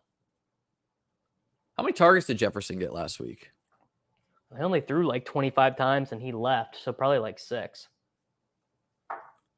Let's see. I honestly don't even know the answer to that question. 7. Yeah, that's what I'm talking about, where it's like, okay, Justin Jefferson's really good at football, but this seems like a little negative regression candidate for me. 6 targets, 4. I agree. Him catching less than 4 passes in a game, less than his career average. I agree. That should regress, Liam. I do agree with you. Marvin? Yeah, you do get into a tricky. So take him, but you do get into a tricky spot where we are now competing. One of these turn team drafters is really likely to take Kyler. Do you think Marvin's DraftKings salary, which is still like 7,400, right? It's like Nico Collins level. Like, do you think this is correct, or do you think he's overpriced? Or like, I think people would be jamming him if he's 6K. He's a little overpriced relative to like his target volume, but I think early on, like the first 8 weeks of his career this season, it'll be like that. Like there'll be some games where he gets 3 catches, but I don't think it's a good thing when you're getting 6 targets with no Jordan Addison and no TJ Hawkinson on the field. Like, maybe you mean Justin Jefferson? I thought you were talking about Marvin Harrison Jr. No, this is Liam. You're being insane. No, I asked you about Marvin, but then I retorted to that. So Darnold, I take Kyler here. Yeah. Darnold, because they're going to give us Kyler, has thrown 26 and 24 passes in 2 giant wins, like unquestioned wins where they were not being pushed at all. That is about to change. Yeah, they have a tough schedule upcoming, right? They go home to the Texans, at the Packers, home to the Jets, home to the Lions, at the Rams, home to the Colts. So we're about to see 35 pass attempts from Darnold instead of 24. Texans D look legit, man. Like, I doubt it's going to matter, but Derek Stingley versus Justin Jefferson, that should be a fun corner wideout matchup. I passed on Kyler, assuming no one would go naked Kyler. Tricks on me. You haven't been in these streets, so now we're fucked. No, because we'll go Purdy and we'll grab Laporta. Sure. I don't think we're fucked. Instead, we get an elite tight end. I wouldn't be panicking on Laporta. I definitely think all the Lions are worse with Jameson Williams emerging, in the fact that it's just hard to know who's going to go off in a given week. And Laporta was already a negative, he was going to regress to the mean a little bit, where he ran insanely hot on touchdowns last year. So that's why I didn't think it was insane to not take him as tight end 1. But this is also not who Laporta is. Like, he's going to have some games where he catches touchdowns and scores 20 points. The Vikings should not be favored over Houston. I don't know. That's overrating a singular win. Should the Raiders be favored in all their games because they beat the Ravens? No. It's the NFL. Chaotic things occur. Could take Sharps now. I was going to say Olave. Sure. I don't ever take 3 wide receiver teams, really. Yeah, I don't think the field is either. So we're getting a little wonky there. No, they are. Because okay. 2 RB. Let's see 70% of the field are just clicking buttons. Okay, and if you're clicking buttons, you're clicking running backs. The button clickers like Derrick Henry. Okay, good point. Good point. Yeah. In my experience, I think people are definitely worse at Battle Royale than they are, for example, at like salary cap DFS, and people are pretty bad at salary cap DFS. While we're talking through this, let's pick through the I'm going to read out the spreads and let's pick the winner. All right. I'll pull it up. But first, let's get our quarterback here. I think it's between Carr and Purdy. I like Purdy better. Yeah. Yeah, I think he's going to be drafted less with the Saints. Love. Jared Goff was also defensible there. I'll fire up another one. I want to see Underdog push these to 50K to first. I feel like they could, you know? I think they like doing like a bunch of contests, you know? Like they like having you know, they have like 20 contests in the lobby or whatever. All right, getting this to populate on my end. But I do agree with you. 50K to first, more entries would be sick. Yeah, I don't know. Just like a 30K sick, obviously. 50K also, I don't know, it's just like a number that sticks out to people. Jets and Pats. The Jets are favored by 7.5. Where are you going? I would take the Pats at 7.5. I don't think that's the right number, is it? Oh, it's down to 6.5. My bad. Yeah. Opened at 7.5. I think I'm on Patriots either way, but 7.5 is 7.5 would be kind of a jam. I think I'd take the Jets with the logic being that Jets minus the points, with the logic being that if this game was played week 1, the line would have been like minus 14. And since we've seen the Pats play 2 close games, they're getting this line, and they're, you know, they could collapse at any moment. But I would agree, just like seeing how they played, they have played close. So here's one. The Bears are 1.5 point dogs to the Colts. Yeah, I got the Bears side. Hell yeah. Give me the Bears. I mean, dude, the Colts just lost to Malik Willis, and how you feeling here? Jefferson, Nico, A-Chain, Mason. Let's do Mason, actually. Let's do Mason. Mason? Cool. We've got a lot of the 49ers passing game, so let's play the run game. Yeah, I'm taking the Bears, man. And do you think the Colts are allowing the most rushing yards in the league? Of course, that's skewed by facing the Malik Willis-led Packers. Do you think that's how the Bears are going to, like, are they going to get Swift and Herbert and maybe even Roschon active? Waldron doesn't even have that in him. You know what I mean? Like Waldron's not even processing it. I don't know. Swift had 14 rushing attempts, only 18 yards, but he negative 44 rushing yards over expectation for Swift in that game. Rough. Yeah, I'm also taking the Bears. I would bet the Bears just straight up. Like, don't give me the points. That's one I would just try to bet straight up. I feel like we have to go Saquon here. With yeah, just for combo reasons, yeah. Yeah. I mean, not that there aren't teams that go Saquon Mason, but feels good. The Browns are 6.5 point favorites home against the Giants. I'm taking that one's hard. I've got the Giants, and I'm in a pool, and I took the Giants. This would be a pass for me if I was actually betting it, just because like I don't know if I'm confident enough in the Browns to win by that much. But I would just lean on how good the Browns defense is and hope that Daniel Jones can implode. And like, there's going to be one week. I bet numbers, not teams, brother. There's going to be 1 week though where a team takes away the neighbor's easy button, and then it's like, what are you doing on offense? Motor Singletary, baby. Titans 2.5-point home favorites, which means they would be No, not favored. I've got Packers here against the Packers.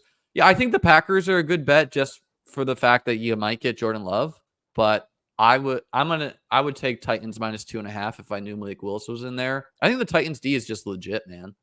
Not to be the Soccer Dave echo, but they seem to have played well. Yeah.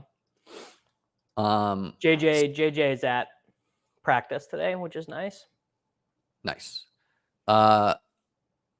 Saints 2.5-point home favorites against the Eagles. I'm taking the Eagles there. I got Eagles. Yeah. That one where it seems like let's just not overreact. I thought the Eagles' pass defense would be better this year. Hasn't really played out that way. Bowers or McBride? Sure. I don't think Bowers is going to be tight end 1. Like I think Bowers is a good pick, but I think that we're going to see the Kincaids of the world, the Kittles of the world. Kelsey's going to score. Like, I don't know, man. He's getting passing volume, but how many touchdowns will he score? 6 probably. Yeah. So where would you rank Bowers rest of season tight ends? I'm actually literally working on my rankings right now, and I've got him tight end 1, and I've got him in overall rankings next to McBride. You have him over McBride? It's like a total coin flip to me. Come on, dude. I don't know. Like, I like Bowers. I just don't think we should crown him as the tight end 1 this year. But I mean, that was like my opinion coming in, though, was that he had that in him. So it's just confirming what I already thought. You know what I'm saying? Yeah, no, I mean, I knew I wasn't going to be surprised if the most talented tight end prospect of all time did well. And I would rank him like, I don't know, probably top 5-ish, and there is no tier break between tight end 1 and tight end 6 for me. This is there definitely is for me. I think McBride and Bowers are in their own group right now. I would like more sample than 2 weeks on that one. I think Kittle, but you just gotta look at the usage. You think Bowers is in a different tier than Sam Laporta? Yeah, because he's clearly ahead of Jakobi Meyers, and Sam Laporta is not clearly ahead of Jameson Williams. Yeah, I just like Lions overall offense, I would bet on Laporta, So I don't think Bowers is a clear tier ahead of Laporta, Kincaid, Kittle, Kelsey. Kelsey, I'm not sure about with the age, but he is playing. So, and then also, I think I'd give him a tier ahead of Andrews easily, and then likely, I don't know, he didn't come down this week, but he should have some weeks as well. Let's go Flowers. Why not? Yeah, I take one of Diggs or Dell on every team, right? I think this, by the way, is the optimal way to draft teams this week. Running back, tight end, then figure out quarterback. Because the scroll down running backs are just way worse than I can go down to wide receiver 30 and be like, oh yeah, that guy could hit optimals, but the running backs get thin quick. Who do you want to play here? Shaheed, the lowest drafted of the group. Yeah, I think Shaheed is bad in BR. That 100% drafted Rashid Shaheed feels terrible. He's not 100% drafted. 30. He's probably 50% drafted. You're right. That's the only reason I put him on the list. I'd go JSN probably. Okay, we'll choose one of these 3 guys. Olave. Okay. Let's do another one there. Read off the rest of the games. I just don't want to get duped. I just imagine you. Olave is a dupe lot out, but well, so is Shaheed. That's what. No, Shaheed, you're not getting duped on Shaheed there. He's only getting drafted 40% of the time. Steelers 1.5 home favorites to the Chargers. I want to roll with the Chargers. Yeah, I got Chargers too. Although Herbert wasn't at practice today. Texans 2.5-point road favorites over the Vikings. I would take the Texans. I have the Vikings here. This is just Justin Jefferson loyalty from you. No, it's more about KOC, honestly. We'll get to your super chat there. Mikolajic. Bucks 6.5 home favorites against the Broncos. I'm surprised this line's not bigger. I'm taking the Bucks. I was gonna say I this is my survivor pick this week is the Bucks. I mean, I'm sure they're gonna be survivor chalk, but that's my favorite. And they're like one of the blitz heaviest teams in the league. So like, how is Bo Nix going to do against that? Pretty bad, I think. Raiders 5.5 home favorites against the Panthers. Also surprised that line is what it is. I'm sure it was different, but I don't know. It opened -4, so it's grown to I've got. I don't think Dalton is going to play that well. Yeah, let's Raiders there, but Yeah. I don't know. Seahawks 4.5 home favorites against the Dolphins. I got Seahawks. You could talk me into the Dolphins there, though. Like McDaniel just like creates this crazy game plan. Yeah, that's what I'm gonna go with here. Just like the Dolphins, I don't know. It feels wrong, but just you give the ball to Achane. I think Tyreek is also a little QB proof, where you just give him like a 2. Oh, he's definitely QB proof. Like you just give him a couple bubble screens. Like yeah. Like even against the Bills there. Who are you feeling here? I'll leave it up to you. I do like the running backs early, but St. Brown is obviously good too. Like, I don't think there's a bad pick. Let's go, Monroe. 19 targets last week. Insane. I feel like that would be talked about more if we didn't see Kupp getting 21 targets. With the like even against the Bills, I thought if the all the Dolphins did was like backyard football of just like throw it to Achane or throw it to Tyreek in the route and make these guys play tag. I felt they could have kept the game close. So with the Dolphins being pretty desperate here, needing to win, I could see them just eking out first downs. And I don't know, man, like why the Seahawks only win by 3 against the Patriots? Like what's Patriots are scrappy, dude. They are. Unfortunate.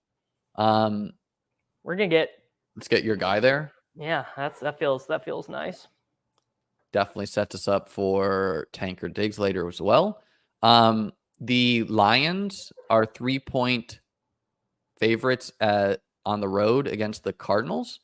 I'd take the Lions there. Yeah, I got Cardinals here. The disrespect for Kyler Murray, man. It's unbelievable. No, I believe in the Kyler stuff. It's just I don't believe in the rest of the Cardinals roster, and I don't think they've faced a team like their defense is brutal. Their defense is absolutely brutal. I just think the Lions are going to be able to impose their will on the ground. And what are the Cardinals going to do about it?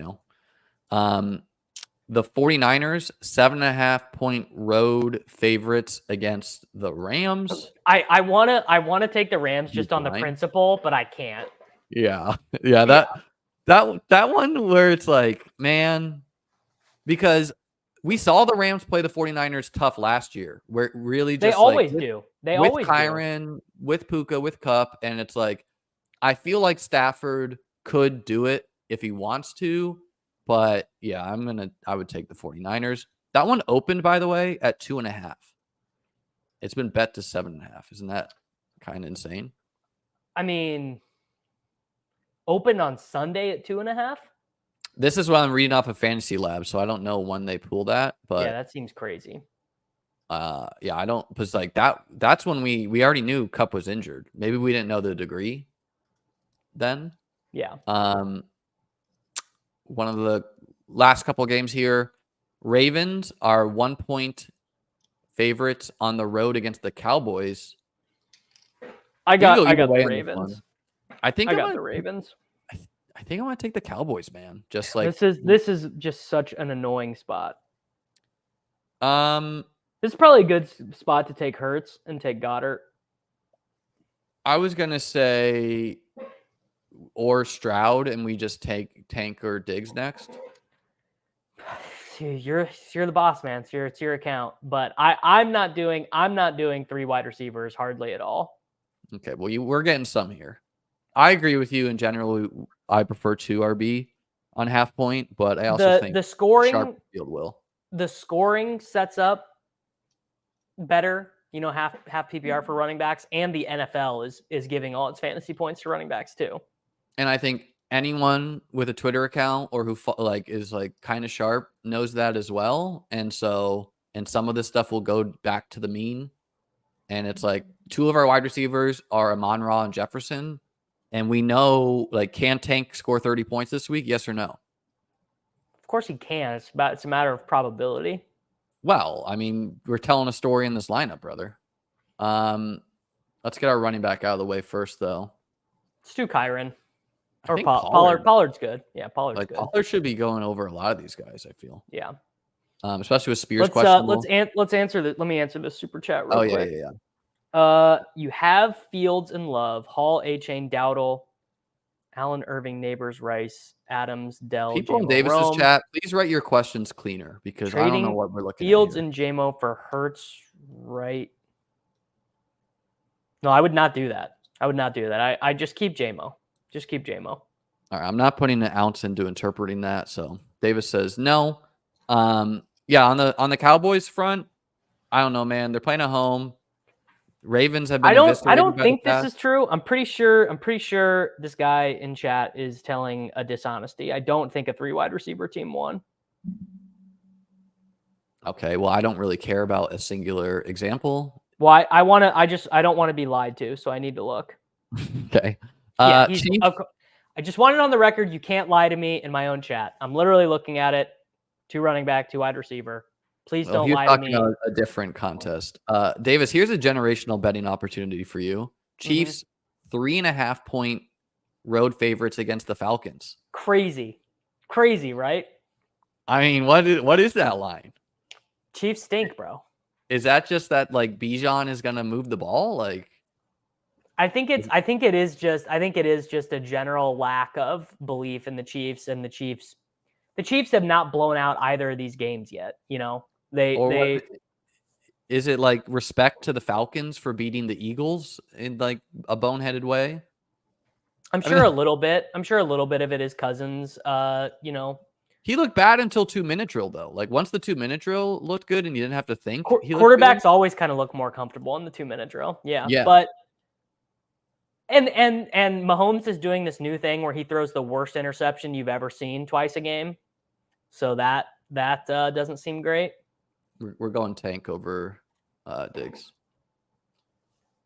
Although going Justin Jefferson and Diggs just for the trade synergy is really getting in there. I can't believe that of all people, I thought you would be sold hook, line, and sinker on Diggs in his first game back in Minnesota since the trade.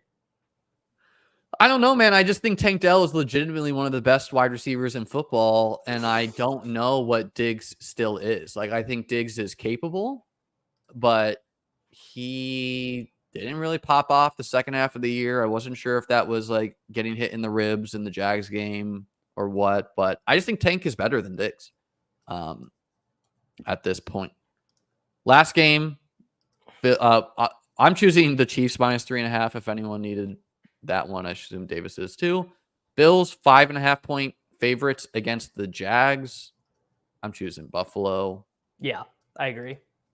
But, you know, I think the Jags, they beat the Bills last year. They should be better looking. And then the Bengals are 7.5 point home favorites against the Commanders. Give me the Bengals. I don't know about that one. I think I'd be Commanders there. I like likely. Dalton Schultz won't get drafted at all. Probably on this team, it's Schultz. Yeah, let's do it, man. Why not? Don't dupe us, guys. Gabe Davis revenge game, people are saying. Are you guys worried Kupp isn't going to be back at all this year? It's not even that. I would just be more worried about, like, how healthy is he when he returns? And, yeah, it's like, I don't know. If the Rams are 0-5, what are you doing? I'm really concerned that every Ram just goes to 0. Like, this is just the total year of hell for them. Not Jordan Whittington, brother. He's gonna, or Jordan Whittington, yeah. You like Corum outs, man, where the Rams just pack it up. The thing about Kupp is I think he has like a $30 million cap hit. Like, you can't keep that on your team, you know? Well, they're super fucked cap wise anyways. Yeah, which is fine if you're going to compete for the Super Bowl, but not if you are looking at a reset. So 49ers called a loss. Bears game. Sure. They need to win that one. Yeah. Packers. They're dead, dude. They're dead. The Rams are dead.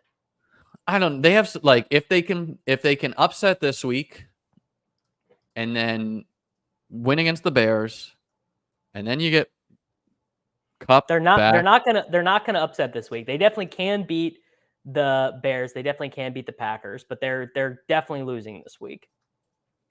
I don't know, man. You could see Stafford put it. I wouldn't bet it, but you could see Stafford put him on the back. I'm never going to be surprised to see that. Like, and I think we're going to see some fantasy fun out of Whittington or Atwell or Demarcus Robinson. Yeah, Demarcus I'm Robinson. a Caleb Williams lover, bro. I've drafted him so much. I reverse mushed myself to the DraftKings Sportsbook community. Terrifying to get looped in there. I don't want to trade away AJ Brown, but you're getting two talented players. So if I needed the depth, like if I'm upgrading from Gabe Davis to Tank Dell, then maybe I would. Right. I think that's where I'd be at too. Do I drop Chase Brown for Jonathan Brooks? I would do that. Yes. For sure. Chase Brown is a drop in managed if you don't play in like FFPC leagues where there's nothing to drop him for. Yeah, to 20 man rosters or whatever. Yeah. If you're in like a 10-man league or even like a casual 12-man league with like shallow benches, you can drop Chase Brown. Yeah, I mean, you can even drop guys like Zeke who are playing for, Pick'em. We'll end the show with the Pick'em. We almost hit on our Pick'em slip, by the way. Did we? Yeah. I'll pull it up or I'll read it off. I hit an 8-legger last week, the first NFL 8-legger I've ever hit. We're drafting Marvin Harrison in the first. Let's get weird. Hell yeah, dude. What'd that pay? Like $1,100 ish. Because it was when you use one of the gimme picks or whatever, they don't let you do more than 10. But nice. Still fun. Let me find this. What did we do? God, dude, I have some FFPC teams that are so dead at running back, you just would not believe it. Yeah, I do too. We could look at those if you want. No, I need to get out of here soon. My puppy's been in the kennel for 2 hours, so she's probably pissed off. All right, we'll call it here then. So here we did 6 picks. We got rescued on Cooper Kupp, 4 receptions. I don't know how that works. If you get injured and leave in the first half, your slip gets rescued. Okay, so we got rescued on him. We missed on aiyuk. We hit on CeeDee Lamb over 84.5 receiving yards. We hit on Trevor Lawrence under passing yards. We hit on the Jefferson touchdown. And we missed on aiyuk. But we were voided and refunded because of Kupp? Because of Kupp. So even if we hit the rest, we would have been voided and refunded, right?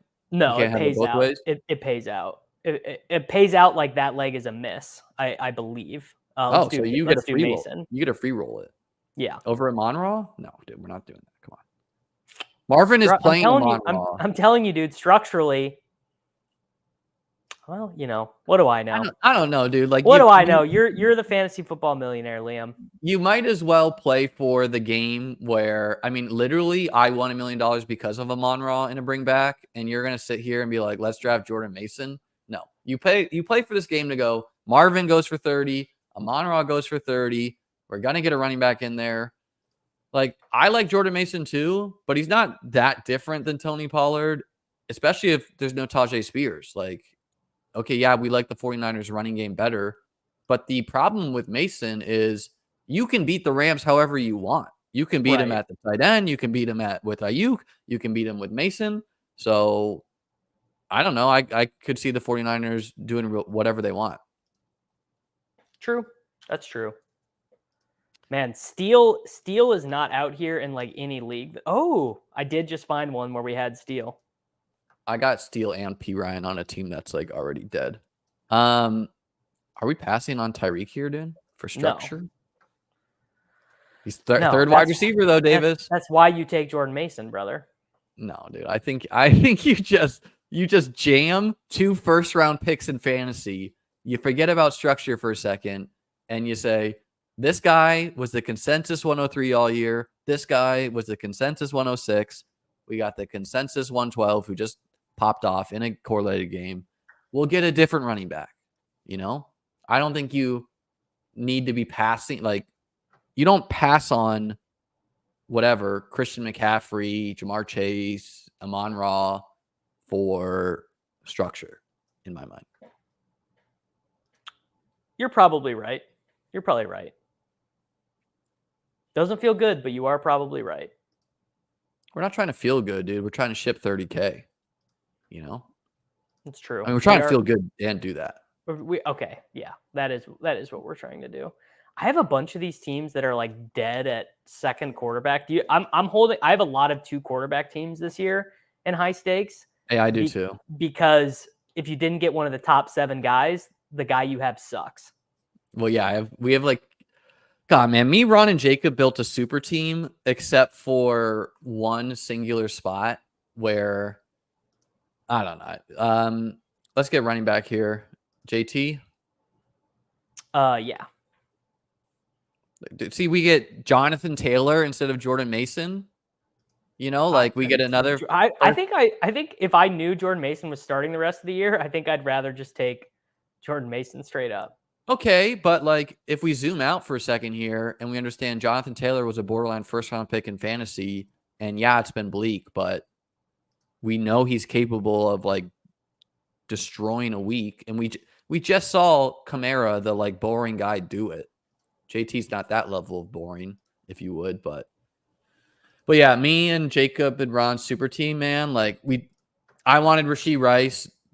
They were upset about me for something that I forget what decision I made that upset them. So they both made me draft Stephon Diggs when we already had Nico Collins. That's like why I wanted Rice. So that's why it just tough scenes stings a little bit. But we like that team's sick. We have Mason, we have J.K. Dobbins, we have Trey McBride. We just need to hope Diggs can ping pong it. I don't know. I don't have Mason on a singular high stakes fantasy football team this year. Not one. That stream we QB Goff Richardson. No Goff. Sure. Let's go tight end first though, because Yeah. Goff will be there. Who are you liking? Goddard? Andrews. Likely. The likely route participation stuff was not nearly as good last week. Yeah, and they're going to change that. They lost. I don't think so. I think it's much more likely that we get a big Andrews game, in my opinion. So other opinions are out there. The big rub on Glue Eater agrees with you, so I don't know if that's a good thing for you. That's not great. It's not what you want. The big rub on that team for Jacob, Ron, and I is like we drafted Jordan Mason, and then I was like, let's draft Elijah Mitchell too and just secure 49ers backup. And Jacob wanted Justin Fields. And I had Fields at the top of the queue, but it autoed us Mitchell. And so we had to and then Jacob's internet shorted out. And so it looks like he left out of rage. Yeah, but we had to run it back then. And what's funny now is we have Isaac Guerrero and Jordan Mason. So I don't know. I was directionally accurate to want both 49er backup running backs, even if Mitchell was out for the year. You'll always be directionally accurate, but Jacob was directionally they'll never accurate. Take that away from you. He was directionally accurate for wanting another quarterback when our quarterback was Caleb Williams. So, all right, Davis, kick us off for some champions.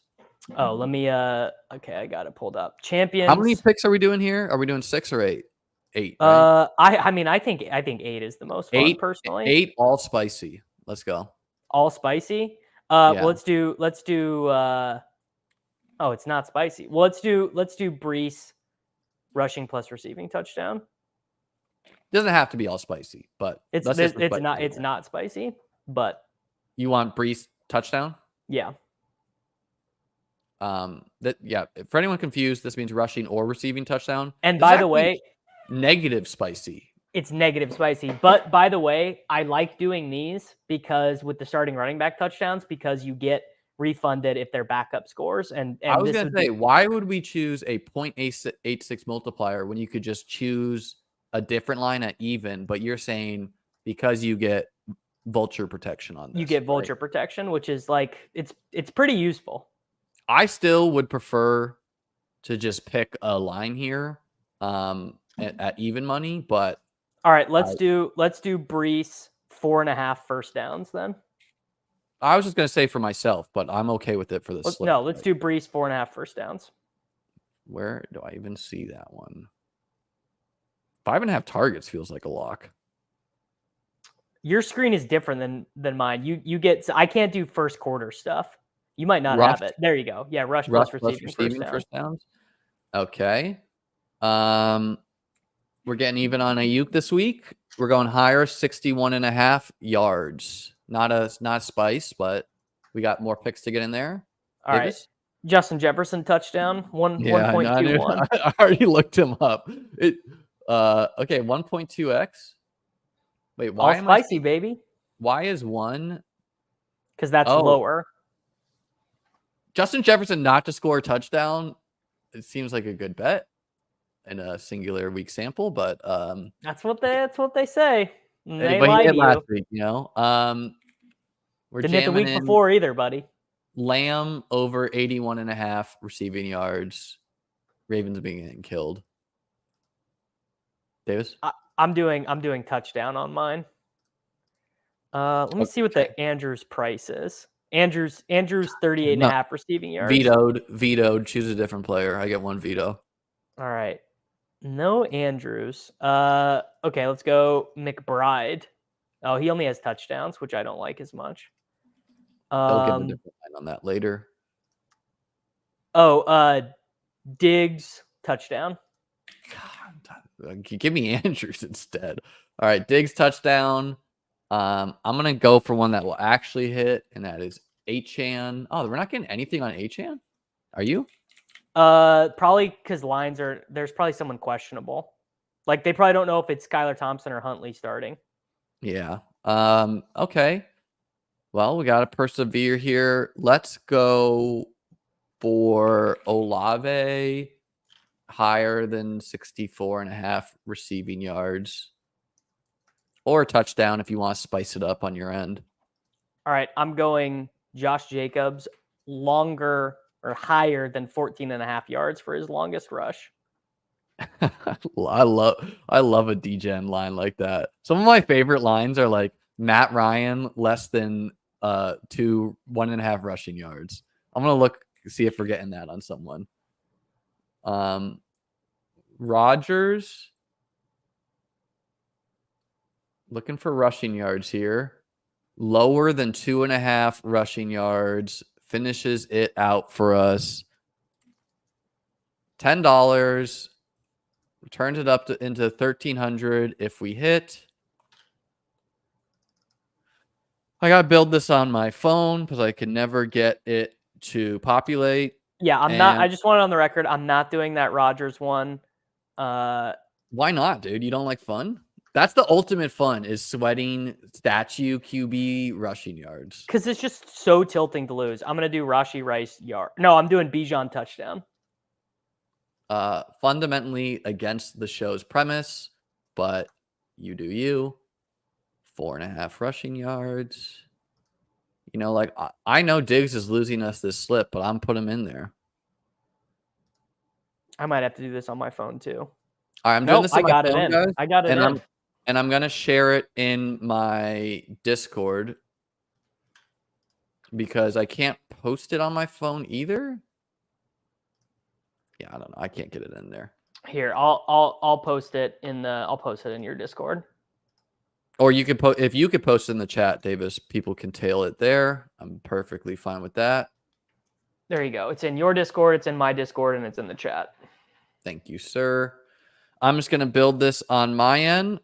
Davis, this was fun, man. happy to. And guys, let us know in the YouTube chat what you like about this format. We did a little bit different where we talked about the best ball bags, of course, with BBMD getting there. And then people definitely like you being like, I feel fine about all of my guys, and then for me to be like, my teams are dead. I'm not making any money. You're out advancing me, dude. You're out advancing me significantly. Well, I got a bunch of dusty olds that are performing right now, and they're not going to keep doing it. I don't know, man. I think it's just my attempted message was that everyone should feel fine. There's a lot of new players out there, and you should not panic if you are not doing so hot right now. And it only takes one team, like whatever. Even if you play like shit process-wise, which, like, guys, go ahead and look at Reid's exposures. Love Reid, but didn't have the best exposures last year. And guess what? The man won $3 million. So why am I not seeing Rodgers lower than 2.5 rushing yards? You were too sharp, dude. They pulled it. They yanked it? No? Okay, guys, we're reversing course. We're going Rodgers over 2.5 rushing yards. That to me is like a better sweat even. No, that's a worse sweat because sacks get taken out of No, they don't. I think they do for rushing yards, right? That's only college. Only college? Okay. Yeah. Well, whatever. I guess we have to bet the over now. You got to do the over. Maybe Underdog's looking out for me there. All right, got that slip in. Davis, anything you want to say before we get out of here? Who's the winning quarterback for the DraftKings Millie Maker? Kyler Murray. Kyler Murray winning quarterback last week. Kyler Murray, he's scrambling like crazy right now. He's killing it. That's the boy. I'm gonna go with Brock Purdy's week. Purdy the pumpkin gets a little bit of Halloween going early. October is on the horizon, along with my birthday. So for me, for Davis, click the like button, click the subscribe button. We're both on the road to 10K. Gosh darn right we are. Davis, are you above 5K? No, I'm not above 5K yet. I'm at like 4,500 right now. I think you'll have more subscribers than me this, I don't know, by December, maybe. From your lips to God's ears, man. I hope we both get to 10K. I hope we both. I'll have 1 million and you'll have 1 million and you'll have 1.1 million. Buddy, I will. I'm not saying no. All right, guys. Appreciate you. I'll be back tomorrow, as will Davis. Peace out. See you next week.